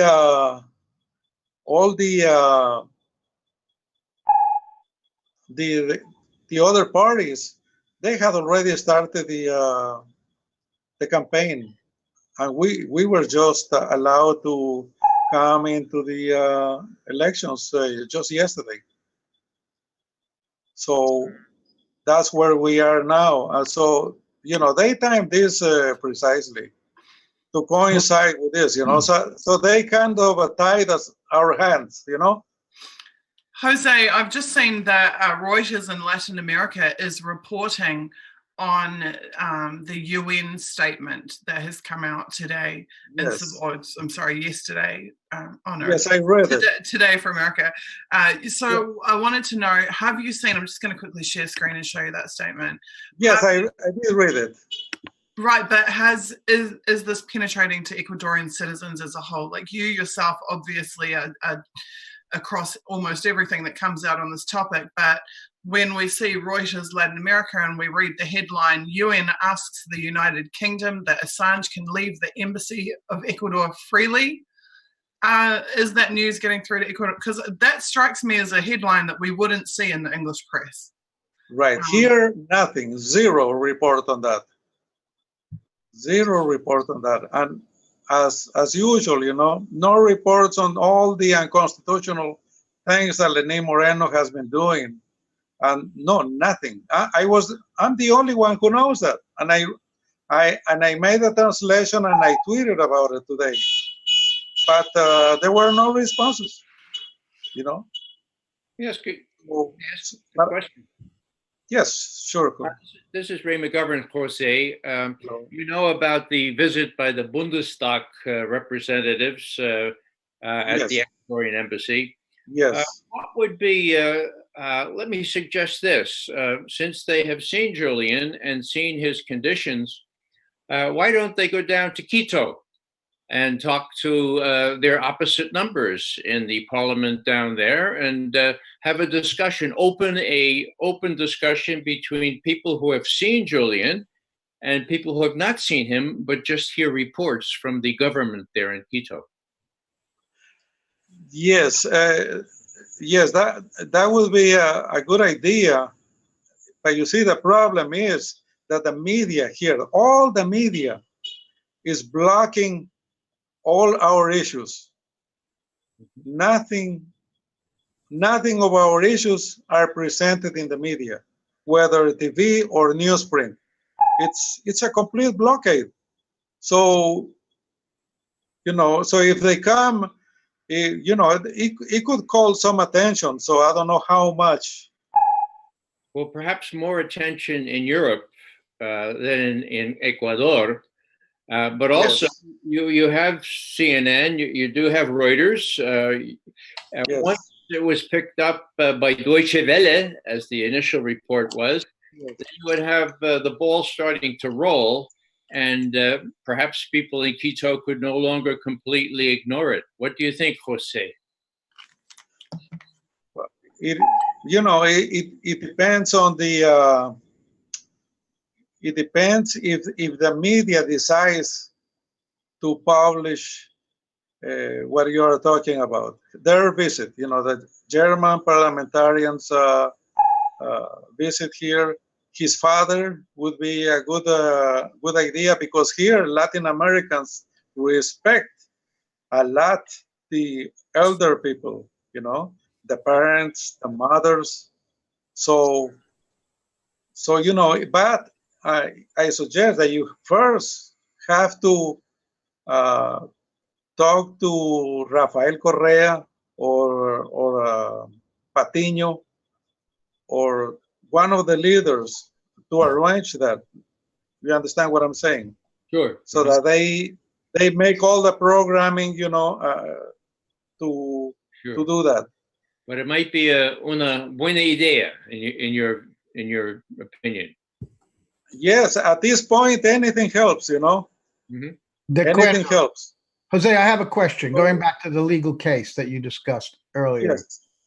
Yes. Ecuador ratified in 1959, the 1951 UN Convention states UN Convention to the status of refugees. And it's a long convention, but I'm going to read one line here. It says, each contracting state, which would be Ecuador in this case, shall continue to accord refugees, which legally Julian Assange is as an asylee on the territory of Ecuador, that Ecuador needs to accord him the rights and benefits to which they or he was already entitled in the absence of reciprocity at the state of entry into force of this convention for that state. So in other words, they are not to deny him access to outside world through communications. In fact, it makes clear in other parts that he has a right to education, to artistic expression, etc. And also, if he's been on the territory more than 3 years, there are more rights that come in. And the most important part of this convention is there cannot be refoulement. In other words, Ecuador cannot kick him out and send him to the UK authorities or to the United States. This is not what they can do according to this convention they signed on to. Surely Assange's lawyers cited this convention in their arguments about why he should have internet access restored and visitors restored. What was the argument, if you know, of this court and the previous court and the lower ruling about that? What is their argument that the Ecuadorian government has the right to shut off his internet access, for example? Well, you see, in the I would have to read the appeal that Assange made, Assange lawyers made to the court. So what I do know is that they did appeal to the court for the protocols, and I'm sure that they cited all the international agreements that Ecuador has signed. But here is my point. All these international agreements are not being policed by anyone, because here you have the United States, the United Kingdom, and the whole European countries violating, the UN, international agreements as they please. So this comes. That's true. So this comes into into that view, that I'm saying, So Yeah. Let me ask you this, Jose. In the United States, when the United States Senate ratifies a treaty, it automatically becomes United States law as well. It's domestic law. Is that the same case in Yes. Ecuador? Is this domestic Ecuadorian law? It is. So under it is Ecuadorian domestic law, they have to give him it? Sorry? yes, they are supposed, it is in our constitution. But the problem is that, you know, here you must remember that we are living a dictatorship. So he doesn't care about all that, you know? He just doesn't give a damn about all those agreements. So that's why he has, because there is no international authority to, you know, to police all these international agreements. It's like, you know, he's violating human rights to our vice president. He has our vice president in a terrible prison, and you know that there are a whole bunch of violations right there of international human rights. But Well, you know, there's nobody. Yeah. There's nobody to make you know, If it's the, Ecuador comply with that. sorry, if it's the domestic Ecuadorian law, there are people who can police it, but you put it very simply. It's a dictatorship. The kind of people Yes. the kind of people the Americans like to work with. Exactly. So I remember that I put a tweet that they are investigating 495 judges for having given judicial decisions that they view as being inclined to Correa's ideology. Unbelievable. So with that scenario, it gives you an idea that we are living a complete judicial hell. Can I just comment on something Jose said earlier, if people can hear me? Yes, we can. Yeah, sure. Okay, so I'm not sure it came across clearly to everybody, but when Susie was asked about the members of the Constitutional Court being fired, Jose was then talking further about the Provincial Court. The matter there is that the Constitutional Court has actually disbanded and neutralized for a period of months. All of its members have been dismissed, and in Correa's article in Counterpunch a month or so, roughly that time ago, he indicated that the members have been pre-selected for when the court resumes in February. Yes. Right. Now, so, I mean, that's the judicial branch of government basically has just been overturned entirely. And this traces back to the referendum they had earlier this year.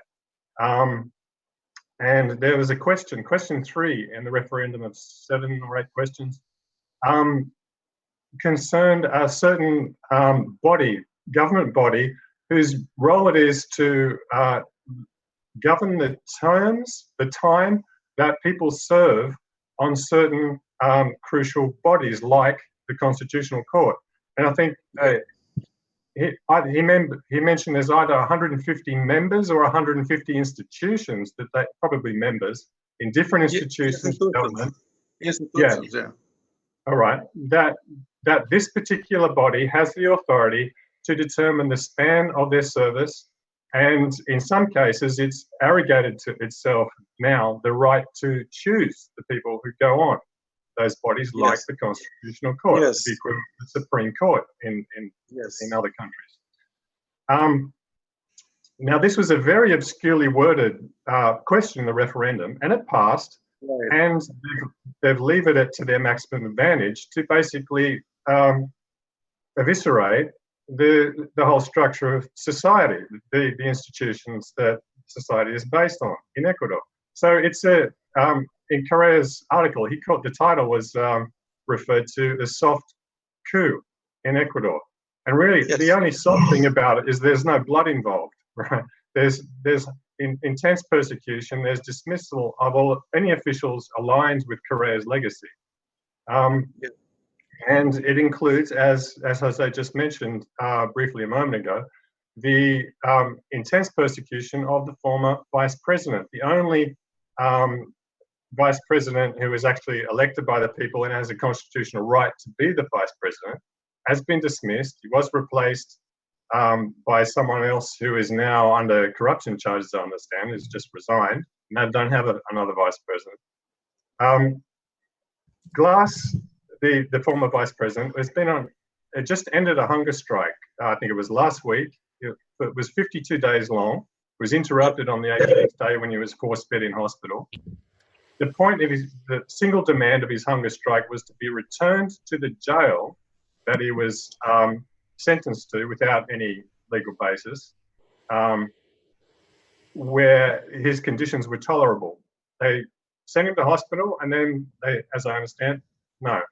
I can't remember whether they sent him to the worst jail first, but in any case, he's still in the worst jail. They haven't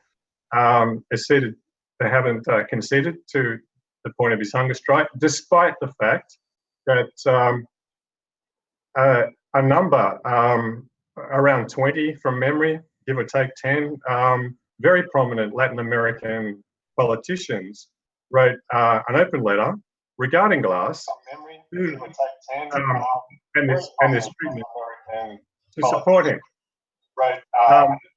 I'm getting some feedback now. Can you hear me all right? Is there something wrong with the sound? I can hear you. It's clear now. Okay. I think that was Margaret's microphone is muted now again, so it's okay. Right. So, yes, despite this level of pressure, Moreno's government is just going all out to continue the persecution of anything associated with Correa's legacy. And this is a crucial background we've been trying to amplify because of how important it is to also for the case of Assange and also for Glass. And I think it's very important that we unite our comprehension of what this is about in terms of persecution. We need to unite the figure of Assange and Glass because they're both being persecuted by what is essentially part of a fascist takeover of Ecuador.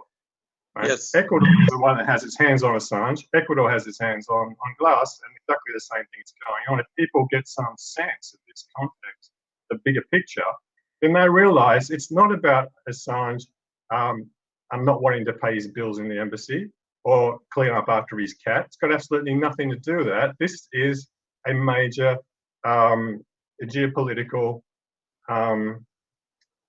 deterioration and a fascist takeover. That's what's going on here. That changed people's perception. That's what we've been trying to, and Jose has been pushing for more than a month on the WikiLeaks stream about this very point. We need to inject this awareness onto a broader level, and we're trying to get some articles together and concentrating on this on the Discord server in a particular channel.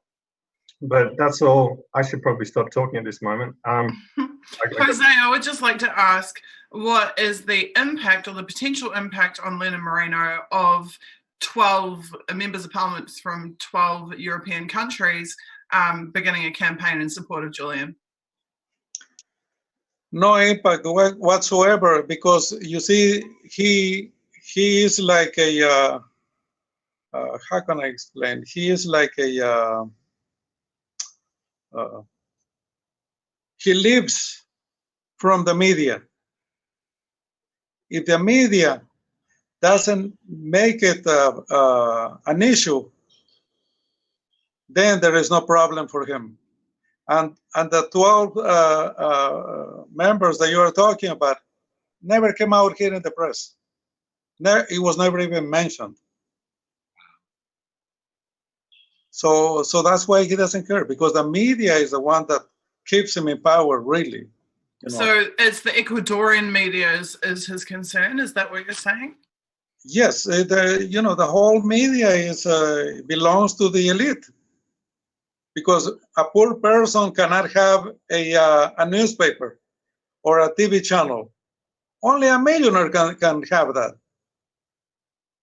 So all these millionaires, the elites, they are all close to the United States because they have businesses there, investments in the U.S.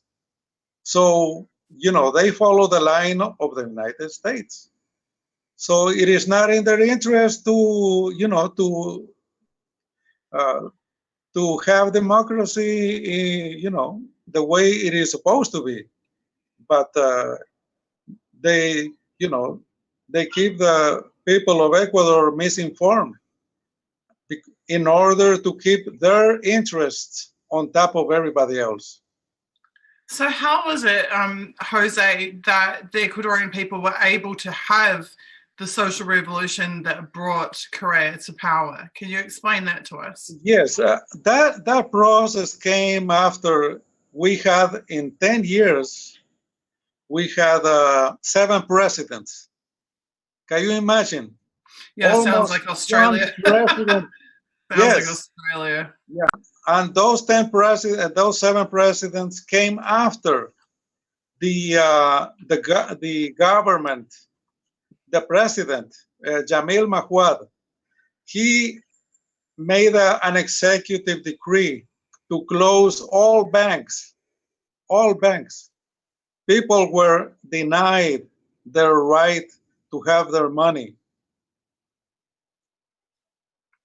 And so this guy, he made a decree to close all the banks because there was supposedly a financial crisis. By the financial crisis was actually caused by the elites that have the newspapers now and the banks and the TV stations.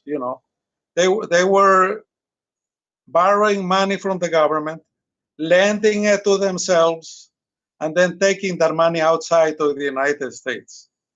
That's why the crisis came. And so that president who made that decree to close the bank is now teaching at Harvard, and he's living in the United States. So after that process came a 10-year period where we had 7 presidents, almost 1 president per year. And then after all the shocking, things that happened in Ecuador, came Correa. And his campaign was not on on the people, He was on a, his message was basically saying that he was going to solve all the problems. And we were lucky that he came out okay, because other candidates have said the same thing, and they ended up being as corrupt as the other ones that preceded them. We were actually, Ecuadorians were lucky that Correa did not lie to us, and that he has become the greatest president in the history of Ecuador.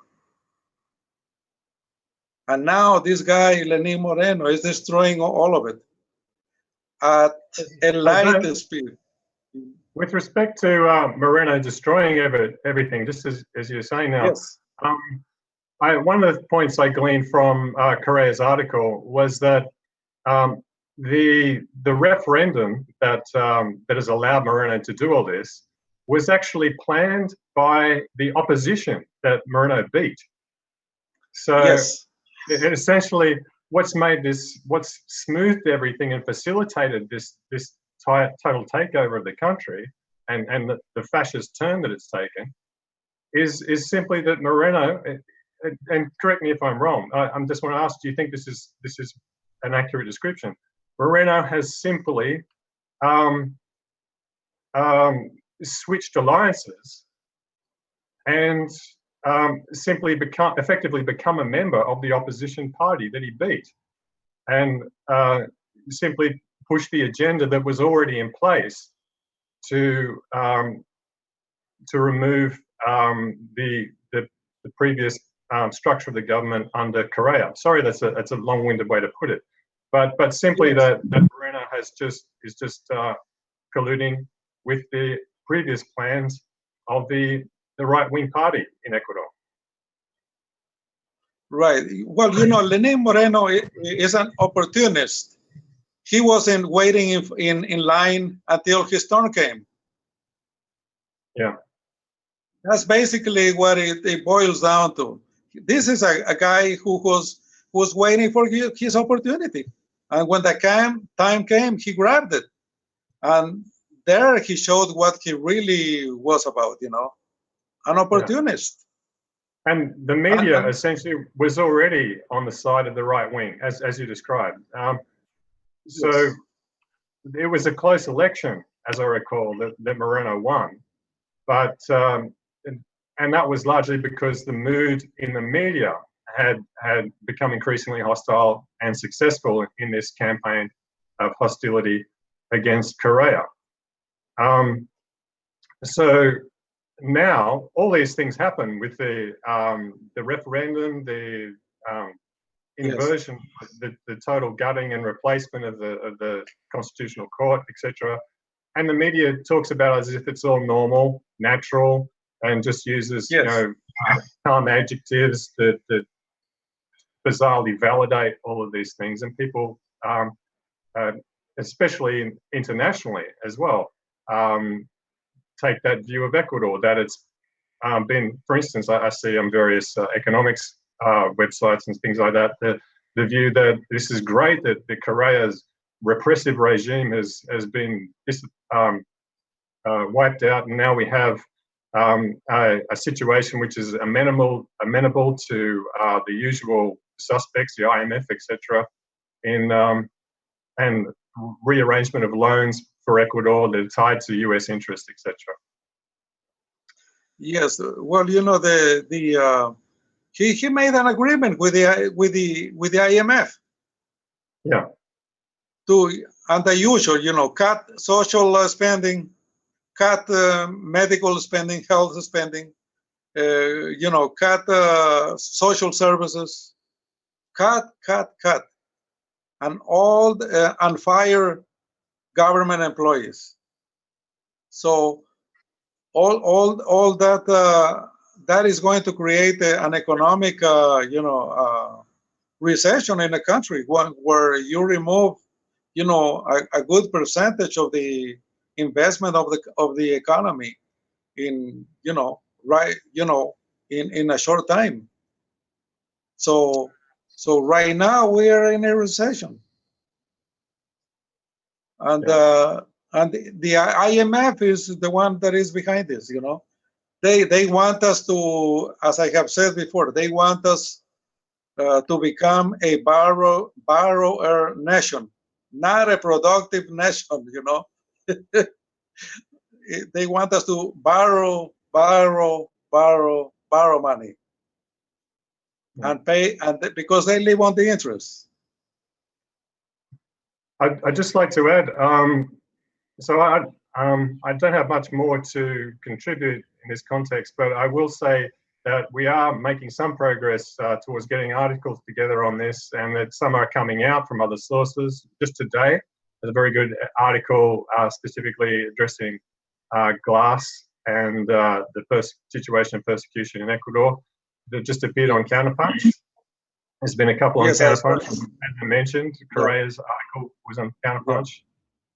Yes. So I encourage anybody here with a journalistic orientation out there listening to just try and focus in on this and tease out what's actually going on. Unfortunately, when someone like Correa writes, there can be a perception that he's just trying to defend himself or his image or his legacy or something like that, and to discount the points that he makes. But you check them out; they're very solid. So I'll just end on that note for the moment. Okay. Well, we have another fantastic journalist with us here tonight, and that's Margaret Kimberley from Black Agenda Report. Welcome to the stream, Margaret. Are there any questions that you would like to ask Jose while he's still with us? And unmute your mic. I got it. There you go. You're unmuted. I came in the middle, so I'm sorry if I'm repeating anything. But what is there anything people can do in the rest of the world to influence the Ecuadorian government, or does the pressure now have to be put on the government of the UK?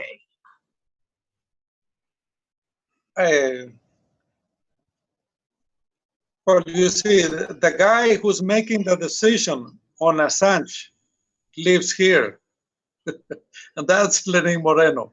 Yeah. And the only pressure that the only hit that he can get is from the press or from large protests. So those are the only two, right? Because the international community, is not the UK and the US are in the same ball game, Yeah. So they are not interested in pressuring Lenin Moreno. So to me, that's key, because Lenin Moreno is in power right now because of the media. Nothing else. Nothing else. The media. Jose, can I jump in here? Yes. What can you tell us about negotiations that are going on between the U.S. and Ecuador about the fate of Julian Assange? At the very beginning of this, I thought that Ecuador was in a position, they held an asset that the United States desperately wants, and that he wouldn't just give it away for nothing, that he'd want to get something in return, whether that's investment or debt relief or even to line his own pockets. And then we saw this story a couple of weeks ago, extraordinarily, right after the false story by Luke Harding in The Guardian that Manafort had visited Assange, that in fact Manafort had been involved in this very negotiation about Assange with the Ecuadorian government. So in an interview that I saw with an Ecuadorian TV station of the new ambassador in London, he said that the U.S. has had no contact with Ecuador whatsoever. They only hear public statements from the U.S. Now, that cannot be believed. So can you fill us in on what you know about the context between the U.S. and Ecuador, including the visits by Vice President Pence and earlier by some generals a few months ago before this all began? What is going on between U.S. Ecuadorian contacts now about Assange? Can you fill us in? Well, we know very little about that, but we do know that it was definitely discussed with Pence and also Manafort. There is some talk that there was a conversation with Lenin on that. So, because you see, here's where it comes Chevron. Chevron has been pressuring Trump to solve their problem, their 12 billion ruling that they had a few years ago. So they are desperate to look for an arrangement with Ecuador. So Manafort was one of the reasons Manafort came was to try to see what he can do for Chevron. And so the oil I'm sure that, I'm sure that Manafort talked about Assange too, It's no question about it. So, I would like to, I would like to tell you that one good guest that you can invite is Steve Donziger, because he has a lot of inside information on the government of Ecuador. And who is that? Because you see, he has Steve Donziger from Amazon Watch, I think it is. Because you see, he represents the Ecuadorian communities against Chevron. So he has a lot of contacts inside Ecuador. So he will be a good guest to invite. Mm-hmm. So do you think that Moreno, if he gets the deal that he wants from the U.S., will then open up the doors for the British police to enter? Is that what's holding this up? Because it's been a couple of months now since it seemed to be an imminent end of Assange's asylum in the embassy, and now nothing's happened for these weeks. Is it because they're negotiating and they haven't reached a deal yet? Well, there is some rumors here that Lenin Moreno may call for an early election. Uh-huh. where he would not be in the for re-election again. Really? Yes. Why? So that's If he loves power so much, why does he want to do have an election where he would lose?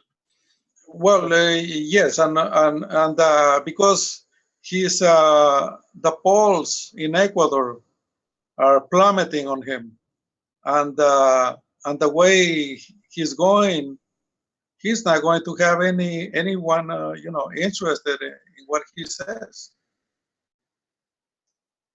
So What would be the most likely replacement government if that were to happen, Jose? the right-wing party that wants Assange out of the embassy. So that would be another Bolsonaro situation, such Yes. as in Brazil? Yes. Yes. Just to emphasize the point there, when Joe asked why would Moreno want to leave if he loves power so much, actually Jose had commented earlier on Wikipedia to this matter. Moreno actually said when he came into office that he's counting the days till he can leave. And yes. Yeah, so I mean he was in a position where he ran for office, and whatever his interests were to get there, it seems like he more or less obtained his objective upon election. And now he can, like Jose just mentioned regarding a former president of Ecuador who created chaos and then left and lives abroad. This seems to be a pattern that Moreno has aspired to and wants to immediately cash in on. Not only that, but in this particular context, is quite significant because the pressure of international law, which I think is a significant thing here. I mean, we try to psychoanalyze whether Moreno wants to kick Assange out or not. I think he probably generally does, quite obviously, but there's a further matter of things being complicated, various ways international pressure can be brought to bear. So it's very handy to have the option of just doing the dirty deed and disappearing. So then where's the accountability come into effect? There's no possibility to hold anyone accountable for a decision that an executive makes and then departs from the picture. So you can't chase them up. I mean, possibly you could chase them into a jurisdiction like the US or something like that, but there'd be so much defending them, so much insulation that they would have there from. Yes. So yeah, so that's something to bear in mind with all this. And also the question of the eviction, I don't want to go off on too much of a tangent here, but it's not just a matter of whether Assange leaves voluntarily or Ecuador kicks him out. There's also the matter of whether they claim there's some sort of medical basis for having Assange removed from the embassy. So they're going to pretend they're not kicking him out when really they're kicking him out. That's actually something that Julian himself mentioned, and I should really take the moment to read his actual statement to the Ecuadorian court, which hasn't had a lot of attention, but this is the first thing we've heard from Assange for a long time and speaks directly to the situation. Talking about the pressure that Ecuador is putting on him at the moment, he's saying he thinks this is the creation of a series of threats. He thinks that the creation of a series of threats by Ecuador on him will produce a situation that will inevitably lead to a health crisis. So he focuses on that particular point here, resulting in my death or hospitalization or political excuse for illegally being handed over to the British and extradited to the US, where I face a potential life sentence. So the way he sees it, what's happening to him, his treatment from Ecuador, is that it's all focusing somehow on his health, because then Ecuador has an excuse. Right. Either it kills him, in which case, they say, well, that's terrible. We did our best, but he died, sadly.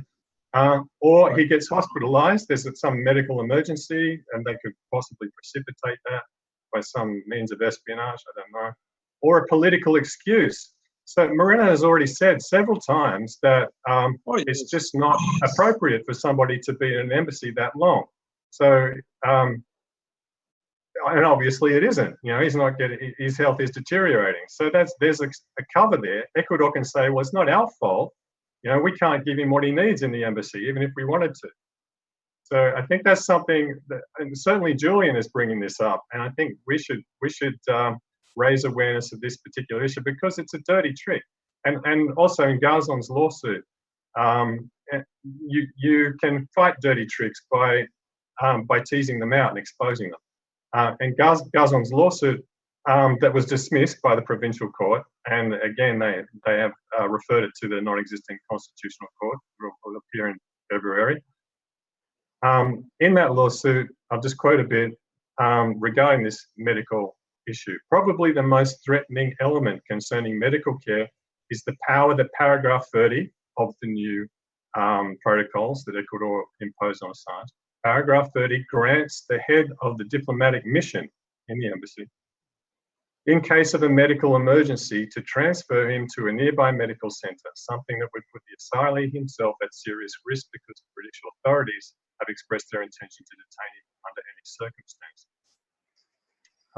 So I'm sorry I sort of went off on a little bit of a tangent there, but I think this also speaks to the relationship between Ecuador and Britain in this, because Britain could solve this issue, as everybody's been saying for years, by giving an assurance that he won't be extradited to the US, because then he leaves the embassy. Ecuador's out of the picture, and he's out of danger. But again, with respect to, as Joe was saying earlier, what the UK is just doubling down. Now, even now that the UN working group updated their statement, saying directly to the UN that Assange is being detained because you won't let him leave without being arrested, they double down and say he is free to walk out and be treated as appropriate. Now, this is where I think we do have some leverage, right? Because logic comes to bear here, right?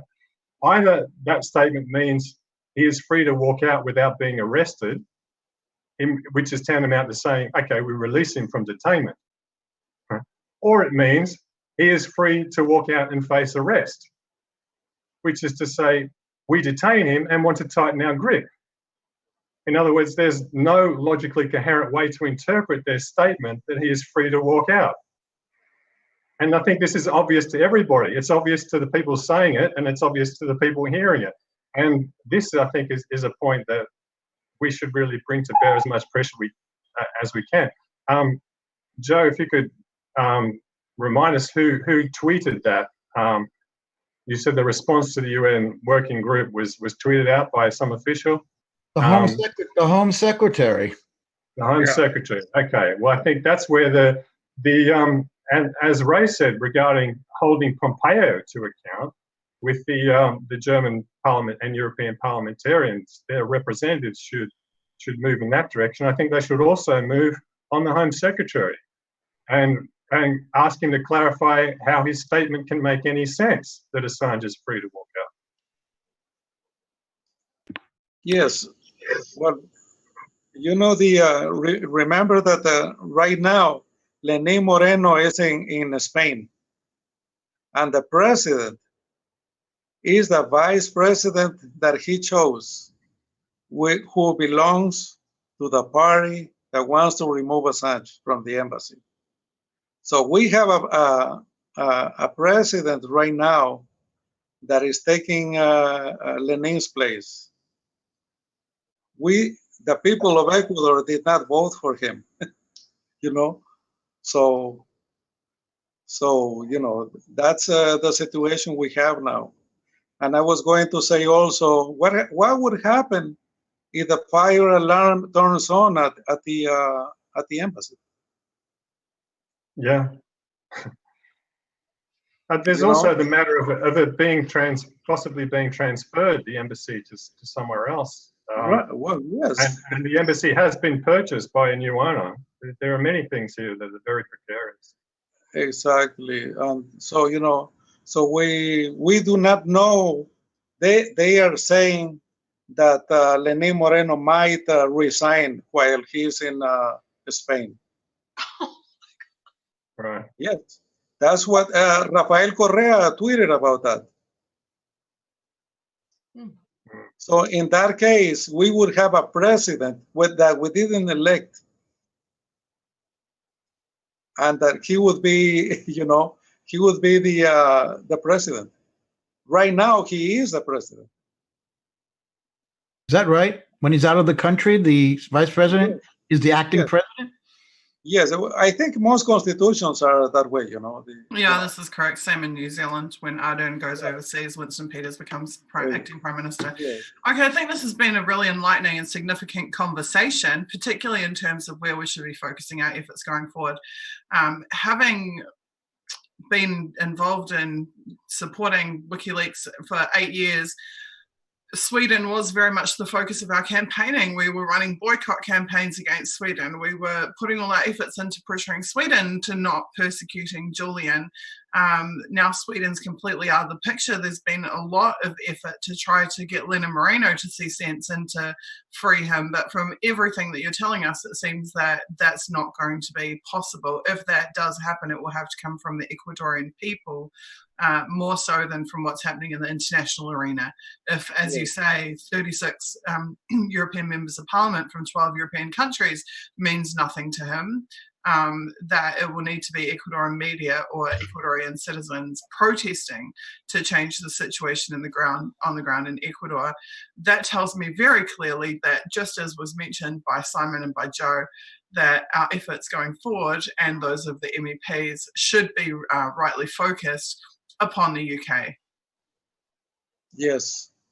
So because if we can have Ecuador out of the picture in terms of Julian being able to leave the embassy, that's obviously the best solution.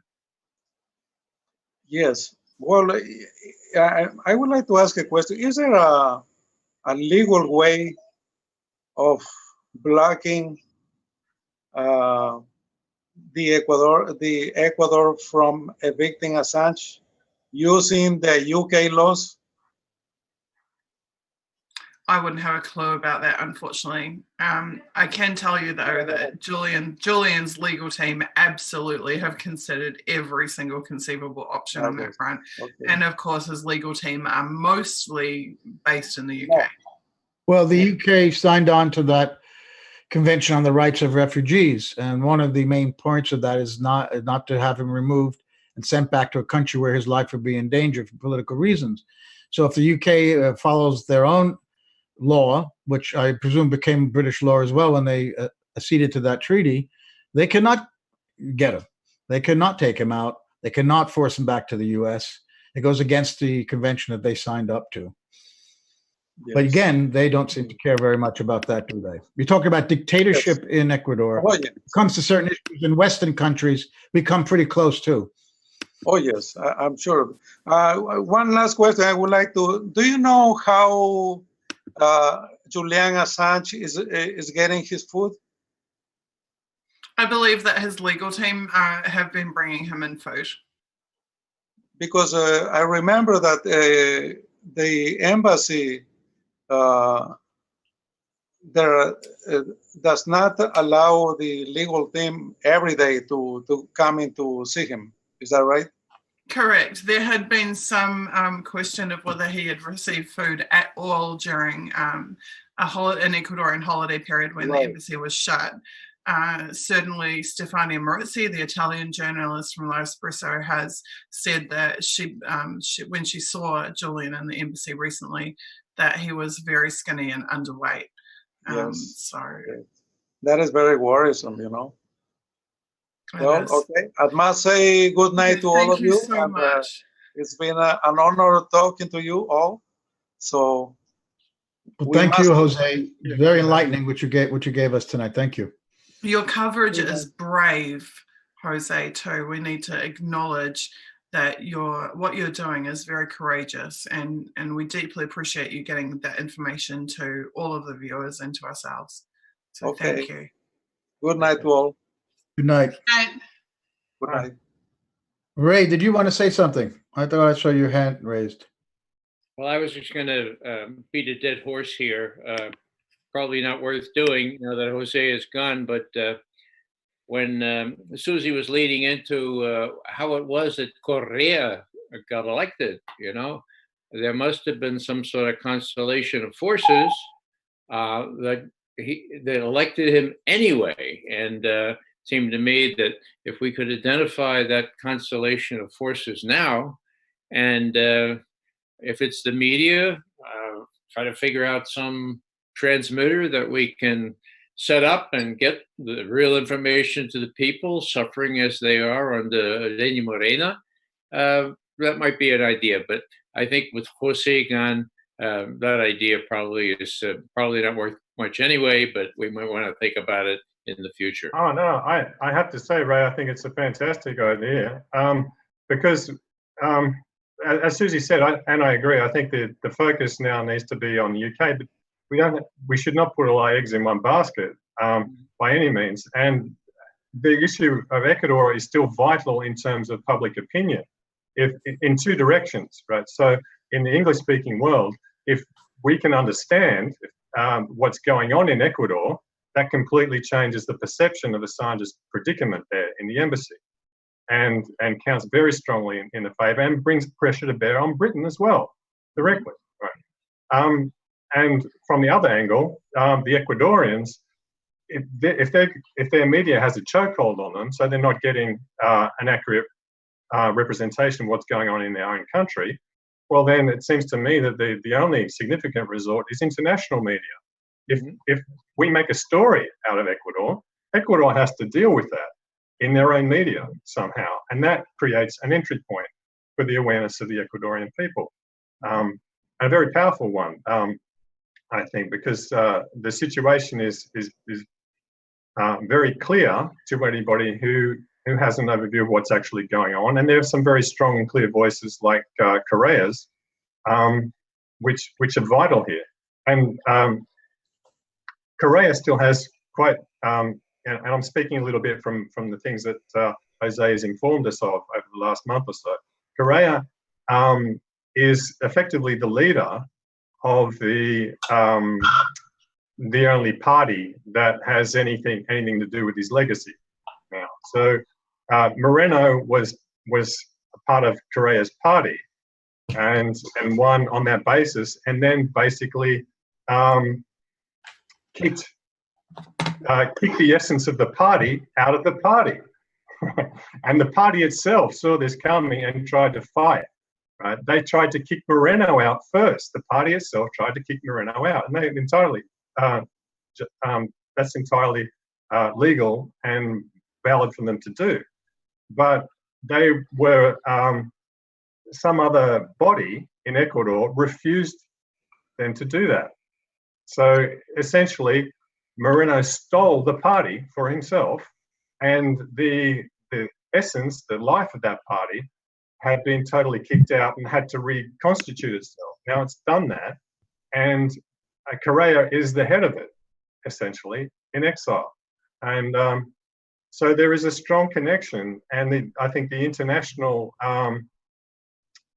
connection has to be drawn out and cultivated and leveraged in this situation. Even as we turn our, we have to still see the UK's position as the fulcrum of our efforts. This is all part of it, I think. There's a couple of things I'd like to add there. One is that I think there's a moral obligation with regards to Ecuador, regardless of whether Ecuador actually end up no longer being a part of the equation. If it becomes just a fight with the UK and the US and they're no longer able to use these proxy countries and are actually going to have to confront that they were the ones behind the persecution all along. The moral obligation is because a huge part of what's happening in Ecuador is because they had given asylum to Julian.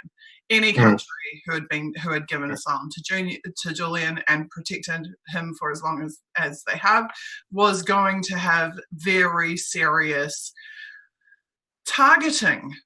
Was going to be the subject of very serious targeting by the darkest forces on the planet, quite frankly, the intelligence agencies and whatnot, and full economic, political, and potentially military subversion of the democracy of their country was bound to occur, no matter who it was that did it. There is a lot of stories about Ecuador that have gone under the radar. The journalists who were killed on the Ecuadorian journalists who were killed on the border of Colombia, the role of the Colombians in all of this has gone very much under the radar. I feel that people like Glenn Greenwald, who I think is friends with several of the people on this panel, who has extensively reported on Bolsonaro and the situation in Brazil, would be keenly interested in hearing the testimony of Jose. When Jose, I specifically asked Jose, if a snap election is called, what happens next? Will it be the next Bolsonaro? And he said, yes, it will be the next Bolsonaro. Now, I think the Latin Americans and those whose interests lie there may need to prevent some of what John Pilger was talking about earlier tonight. So when we heard from John Pilger at the beginning of the stream, he said, Julian is a touchstone for opposition to so much of what is happening in our world right now. Of all the cases that demonstrate resistance, there is none like the case of Julian Assange. He needs popular support, and he needs it right now. And he talked about this wave of fascism that has been sweeping across the world, and Bolsonaro in Brazil is a classic example of that, and indeed Ecuador as well. So I just want to say that in some ways there's two separate fights there. One is that we need to refocus on the UK and push hard on the UK, but we do still have a moral obligation to not allow these nations to fall one by one to the same forces that have been persecuting Julian all along. Just one other thing I want to toss in there, and I'm sure that the multiple journalists on the stream, and Garrison's just joined us too, also from Black Agenda Report and from KPFA. And also I'm sure Margaret Kimberley might have 2 cents to put in about this as well. And that's that the UK is an extremely vulnerable government right now. Theresa May just had to face down a serious challenge, a vote of no confidence from her own government. She made it through, but not by that much.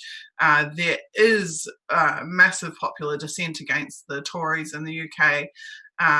It may be that it doesn't take that much more tipping to topple the May government. I would be interested in the reactions of the panel to that. Yeah, it's something I've been wondering about, and as I came in late, I don't know if you've discussed the story that broke that I found out in the last week or so about this integrity initiative in the UK, the supposed charity, which is an intelligence operation cutout, which orchestrates smear campaigns, which spied on Bernie Sanders' campaign. People who had been in intelligence and the military, gets money from the Foreign Office. They are implicated in Julian being finally cut off from communication. They have clusters of people, journalists and academics. In case of Spain, and they put the kibosh on an appointment of a Spanish military man to be the head of their security agency. Julian was tweeting and writing about that, about the situation of Catalan independence.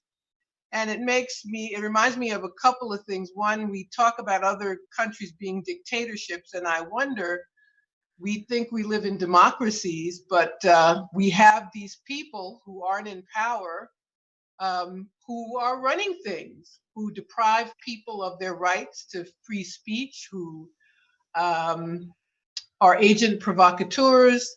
And these things are not democratic, but they are happening in these supposedly democratic nations. So Ecuador may be a dictatorship, but I don't know if the US and UK are far behind. And I also do wonder about the political situation in the UK and and I'm sure the British are just waiting for the Ecuadorians to make up their minds and kick Julian out, but that means there are complications. There are complications in Ecuador, complications in the UK, And so far, I think that has helped Julian. But I think we should at least mention the forces behind the scenes in supposedly democratic countries who undermine the will of people in Ecuador and undermine the will of people in Britain and tell lies. And the fact that the media, the New York Times has not written about the Integrity Initiative at all.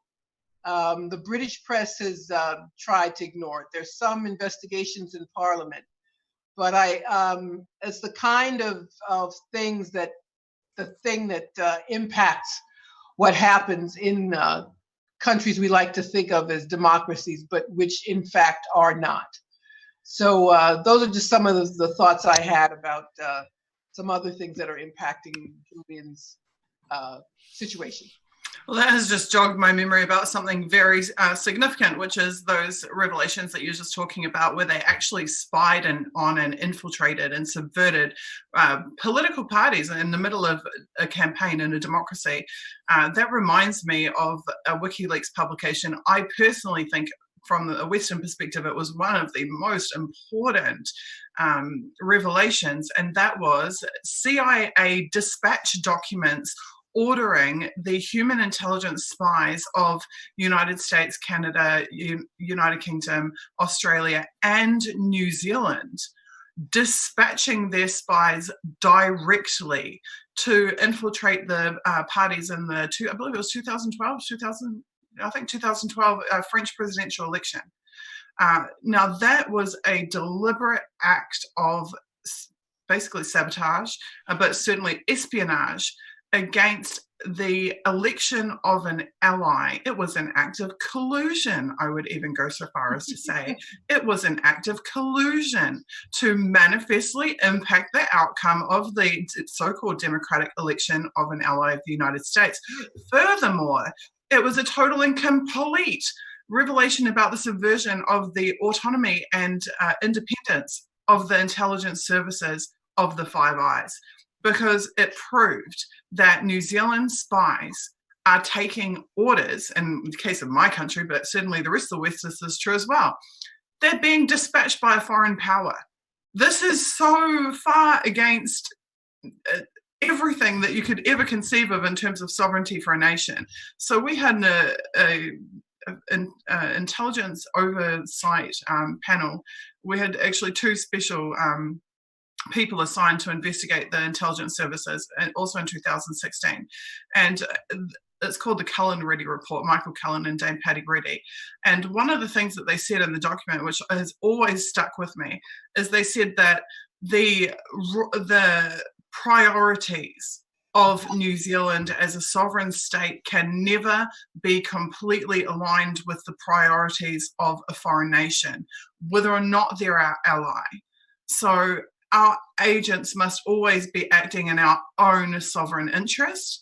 The fact that the CIA is dispatching those agents, to me, is just absolutely incredible and mind-blowing. And there's just one parallel I'd like to draw before I pass it back to you guys, and that's that it's not just the French election, it's not just the Integrity Initiative and the Sanders campaign. We also hear that, you know, the whole MIFSA debacle of FBI setting up traps for whoever in the Trump campaign. Like, it was clear that there was collusion and meddling going on in the US election that was coming from the US intelligence agencies themselves, let alone it coming from Russia. But also, I had somewhat of a vindication this week when a massive scandal has erupted across New Zealand, because it has now been proven that more than a dozen New Zealand government departments, more than 20 police officers have been involved in widespread spying and subversion on activists and political parties in New Zealand. And even more than soapboxing and saying, look, I've been proved right after all this time, I found it more significant that the New Zealand Green Party, the Mana Movement, which is a registered political party, and Internet Party, my own party, by default due to our alliance with the Mana Movement, were spied on, infiltrated and sabotaged in our own national election in 2014, so, and presumably in 2017. So what this tells me is that all of the Western elections, that our so-called democratic institutions, there is acts of collusion going on every election cycle, and they are happening directly against registered political parties. And we don't have to necessarily look offshore to find the source of that collusion or that interference. I'm sure Ray would have a few things to say about that. Well, Go ahead. Of course, it's the Russians. Well, that's the short answer. I just want to add that the CIA was 9 months old when Alan Dulles, the director, interfered in a massive way in the Italian election of April 1948. The CIA was created in July 47, I believe. So there's a long history of this, Susie. Ann Garrison, I want to bring you in. We've only got about 19 minutes left, so please. Okay, can you hear me? Yes. Okay, you can hear me. Okay, my computer, the fan needs to be replaced. So it may be making some noise. If it's intolerable, just tell me and I will meet you next week. No, we can hear you. But you're not hearing the fan? No. The only fan I hear is the fan of Julian Assange that's speaking. Okay. Right. Yes. Okay. Because I thought I was going to only be able to be on here for a few minutes because of the fan. I made a list. No, we got Graham Elwood sitting in the wings too, so we forget the fan. Okay, you got 19 minutes to distribute. Okay, give me 8. Give Graham 11. Is that 19? Okay, we probably wasted one already. I hope you'll get a piece about Ecuador, about everything that's been said about Ecuador tonight on the Consortium News. Well, I will take that into consideration. I'll have. Why don't you whip something up? I think Jose would be great if he could write something for us, or Simon. Yeah. Simon is very well schooled. Yeah, we've already got some research together on the Discord channel for Unity for J.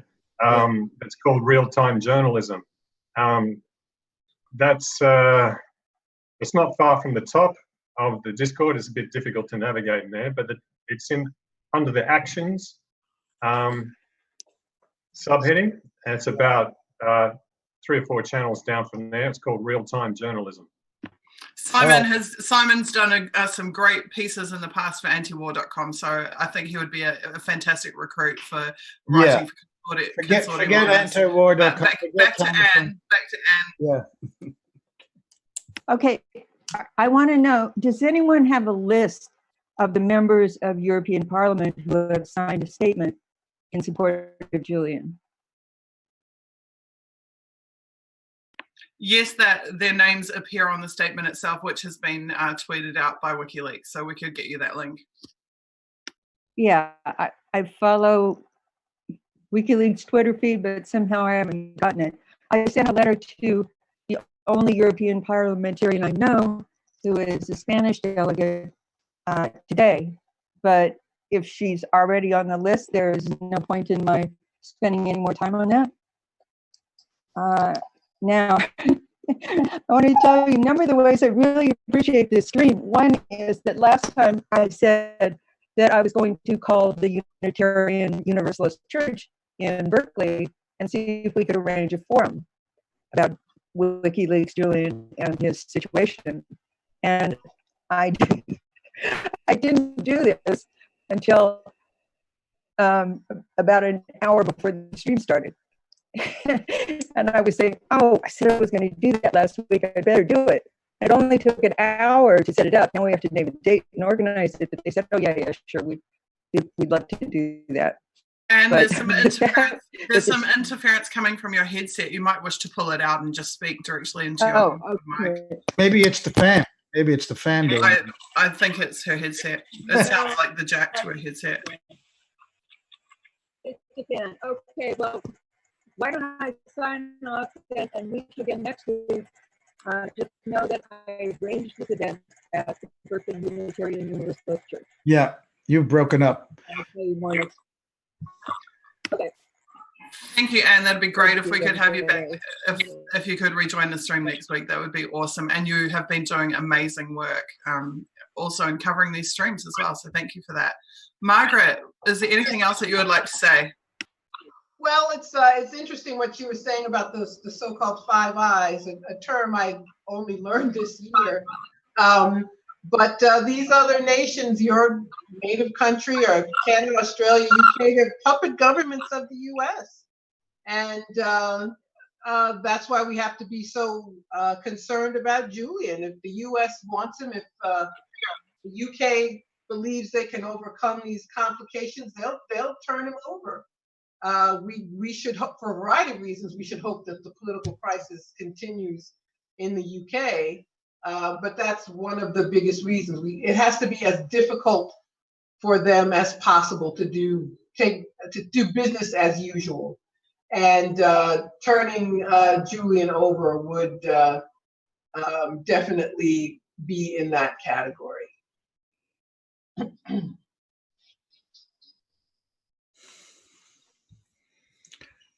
Graham Elwood is standing by. Do you want to join us, Graham? Unmute your microphone.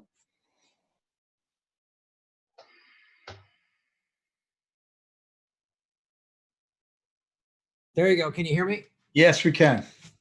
Well, thanks for having me on. The thing I would like to talk briefly here, I know the stream is almost ending, but, you know, when I see that the media is not, the mainstream media in America is not sticking up for Julian Assange, when I see people who call themselves on the left not sticking up for Julian Assange, there's no more evidence of how crazy everybody is than the fact that Trump, who I'm not a fan of, is talking about pulling out of Syria, ending war, bringing 2,000 soldiers home, and people on the left are going nuts. And it's like, I'm like, I look at Medea Benjamin, who's great, and she's saying, you know, Code Pink is in favor of no war, and yet CNN and MSNBC are like, they're red baiting Trump. It's the craziest thing I've seen. People in Hollywood, like so-called Hollywood lefties, are mocking him for, like, I'm not a fan of Trump, but I'm more not a fan of war than that. And it's like, I think as like Medea Benjamin said on her Twitter feed, she said,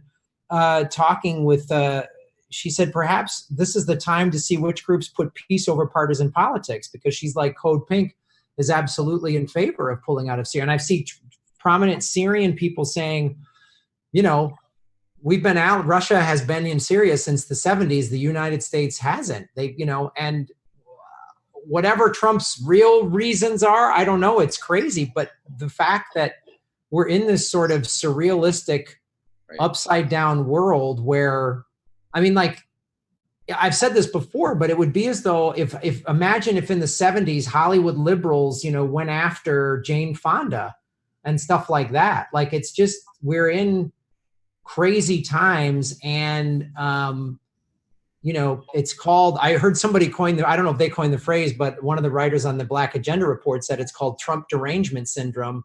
They just are going crazy. They can't handle. And there's a lot of stuff he's doing that I absolutely do not like and I'm not in favor of. But it's something Julian Assange has pointed out time and time again through WikiLeaks is all of the reasons America wants war and goes for war and war for profit. And here we are finally pulling out of a war and or talking about it at least. And people are going nuts on the left. It's mind boggling to me. You know, Rachel Maddow of MSNBC, I saw someone tweet this. I don't watch it. But apparently she said that the families of these troops are going to suffer when their soldiers come home, that they're going to be distraught by this. Can you imagine? That is the essence of insanity right there. I saw that tweet. That is mind boggling. So it's, if that's not American rich person privilege, she makes $7 million a year. Who cares? In her mind, I guess, what is happening in Syria, what the American empire seems to be doing. I mean, why isn't she talking about the two competing pipelines? That's what this is really about. That's mad. It's madness. And she's this liberal hero. It's madness to me. Like, there's no anti-war movement coming out of from people who call themselves liberals. I'm mystified. We've been involved in it for a couple of years now. And it's gotten worse and worse. It's like, because America's been at war for the last 17 years, people just go, oh, I guess, you know, we've been so fed that we're just a war culture now and we don't even realize it. Like, Yeah. It's like war is continuously going, like in Orwell's 1984. There was always a war going on in the background, and nobody was paying attention to it. And that's exactly what we've got now. And on the domestic side, there was Greg Palast has done such great work showing how Republicans have used various tactics to suppress Democratic and specifically African American votes. So I've never seen that in the New York Times, not in any great way. But there was a headline the other day based on the Senate intelligence report that African American Democratic votes are being suppressed not by our Republicans or Russians. So anything, yes, Ray, jump in there. The Russians are suppressing that vote, not the Republicans. It's ridiculous. Ray. No, I'm going to hold my peace until the very end. I have one suggestion. Well, maybe I'll just say it now. The good news of this week with Pilger and the two Bundestag, the parliamentarians, we should not relax. This could be kind of a part of a deceptive thing where everybody's kind of lulled into the fact that, oh, wow, Julian's not in such pressure anymore. Well, he is, and it's just as bad as it was last week, in my view. So I think we have to be really careful and find out, I don't know, why was it that these people were allowed in, and how many other people could come from France or from Spain or from Italy or from anywhere. Keep the pressure on rather than say, oh, isn't it great these two guys got in and that John Pilger was able to report. That is good news, but let's not lull us into, as we say, a false sense of complacency. Well, I totally agree with that. Susie. That's a good point. Go on. If Susie is available, I want Susie to end the show. We've got exactly 7 minutes left. I didn't want to cut into Graham's part here. Well, Graham, if you have another word, unless Susie needs the full 7 minutes. I'll just add this to Ray. Ray's bringing up a great point of, I'm always leery when the media is clamoring about something. What are they trying to distract us from? Are they trying to distract us, or are they trying to distract us from what's going on with Julian? What are they trying to distract us from? Because I just never trust anytime they're, there's always some thing that chews up the 24-hour news cycle, and usually something else is being passed. Some law or thing is taken away, or a tax break for billionaires, or another war or something. So that would just be my question to kind of add to what Ray's saying about let's not get distracted. Totally agree. Susie, you have the floor to end the show. Thanks. Hopefully I won't need the entire 7 minutes and you guys will get to say something, but I want to talk briefly about Uni4J, where it's at right now, because we are entering a new phase. I agree with Joe, with Ray, and with John Kiriakou that we can't be complacent. I think hearing what I did from Pilger tonight was quite eye-opening for me. Pilger was very clear about in reminding us about the serious health risks to Julian, the serious physical risks to Julian, and I take that very, very sincerely. So we must still have the sense of urgency, but there is also, I believe it's important to acknowledge where we started, where we've been, as well as where we're at. And I think it's particularly encouraging for people to have tangible signs that their efforts are resulting in something. I've said all along that this movement couldn't be called successful unless Julian was freed. That was the single and ultimate measure of success of this movement. And we have not achieved that yet, so I cannot yet call this movement a success. But what I can tell you is that we have clocked 350 million social media impressions, which is more than any movement I've ever worked on or ever even heard of. We have built a massive international following. We have not just established, but also maintained credibility over the long haul. We have had increasing numbers of very, very high profile, established, credible people like ex-US Senator Mike Gravel last week, Dan Ellsberg repeatedly volunteering to come on I think 3 times we've had him on now. These are indicators of a strong and credible and successful movement. And everybody who helped to make that happen, every single person who ever contributed in any way to this movement does deserve a pat on the back for getting us to this point. And I want to be really clear about that. There are dozens of unsung heroes behind every stream and event that we put together. I could not have done a single thing I've done this year without the support of all of those people. The 70-something, 80 participants that we've had fronting the vigils, particularly Joe Lauria and Consortium, who have stepped up and put their full weight behind it, which is an incredibly honourable thing to do and for which I'm really, really grateful. Now, when I say that Unity for J is moving into a new phase, it's very important that this movement continues to evolve. And one of the things I can tell you that WikiLeaks has deeply appreciated about this movement is our ability to innovate. We have never stagnated. We have always come up with something new, added in something else to the mix, and kept moving and kept moving forward and kept building, to the extent that those few critics, and there really are very few in number, that this movement has had, have not been able to touch us in terms of our progress. Our progress has not at all been inhibited by any criticism. There has been hundreds of positive messages in support of this movement for every one critical message. And that means that we have the endorsement, not just of all these wonderful high-profile people, but of the public at large. And that is a precious and incredible thing.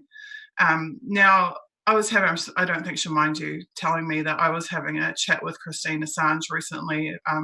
She has been she's a huge personal hero of mine, but she's also very, very wise and imparts much wisdom onto me. And one of the things that she said, I was talking to her about the targeting of activists, because we should acknowledge openly that a number of people involved with Unity for J, people who are in critical positions within the organisation, have experienced some targeting and some pushback as a result, which they would have done also were they engaged in any other mass movement for any other topic. So it's not particularly just because of this one. It's more activism as a whole is in fact targeted by the forces who oppose it, and that's known now across the world. And I was saying to her, how do we support these people? What do we do?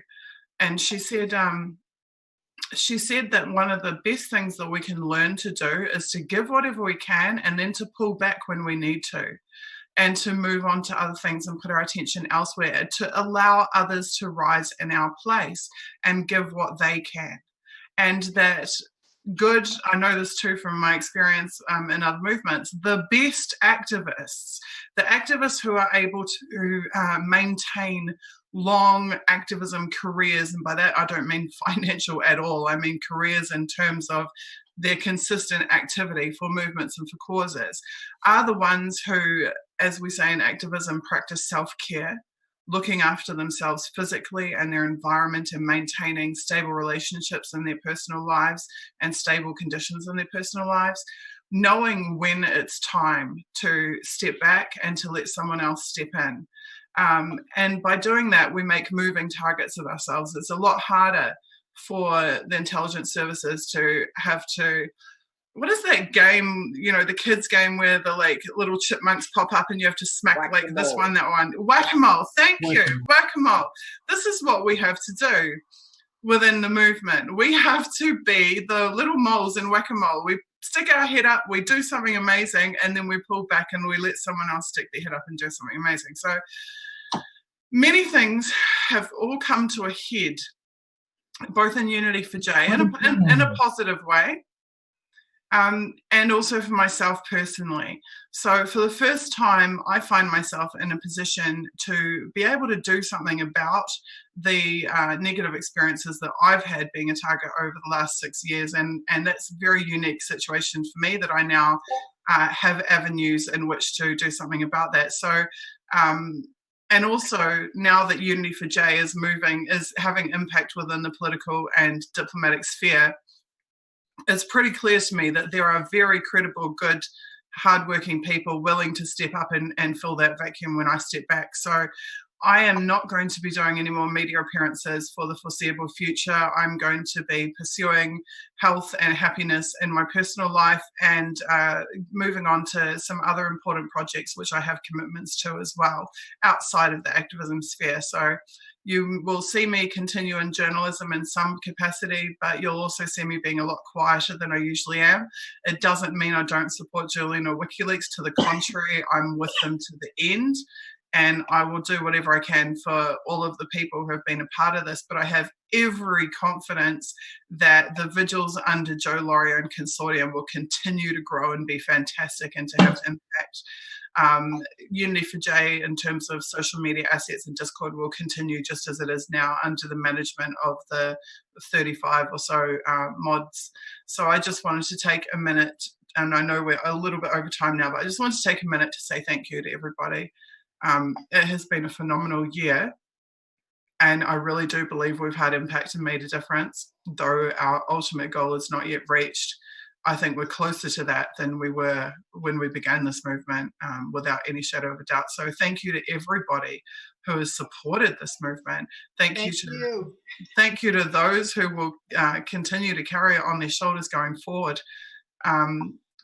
It's the greatest honor, really. It's been the greatest honor of my life, aside from having my beautiful kids. It has been the greatest honor of my life to be a part of this, and I thank you all so much. Bravo! You're welcome. Bravo, encore. Thank you, Susie. You've done a great job. Susie, we are going to miss you very much, but we all understand what you just said.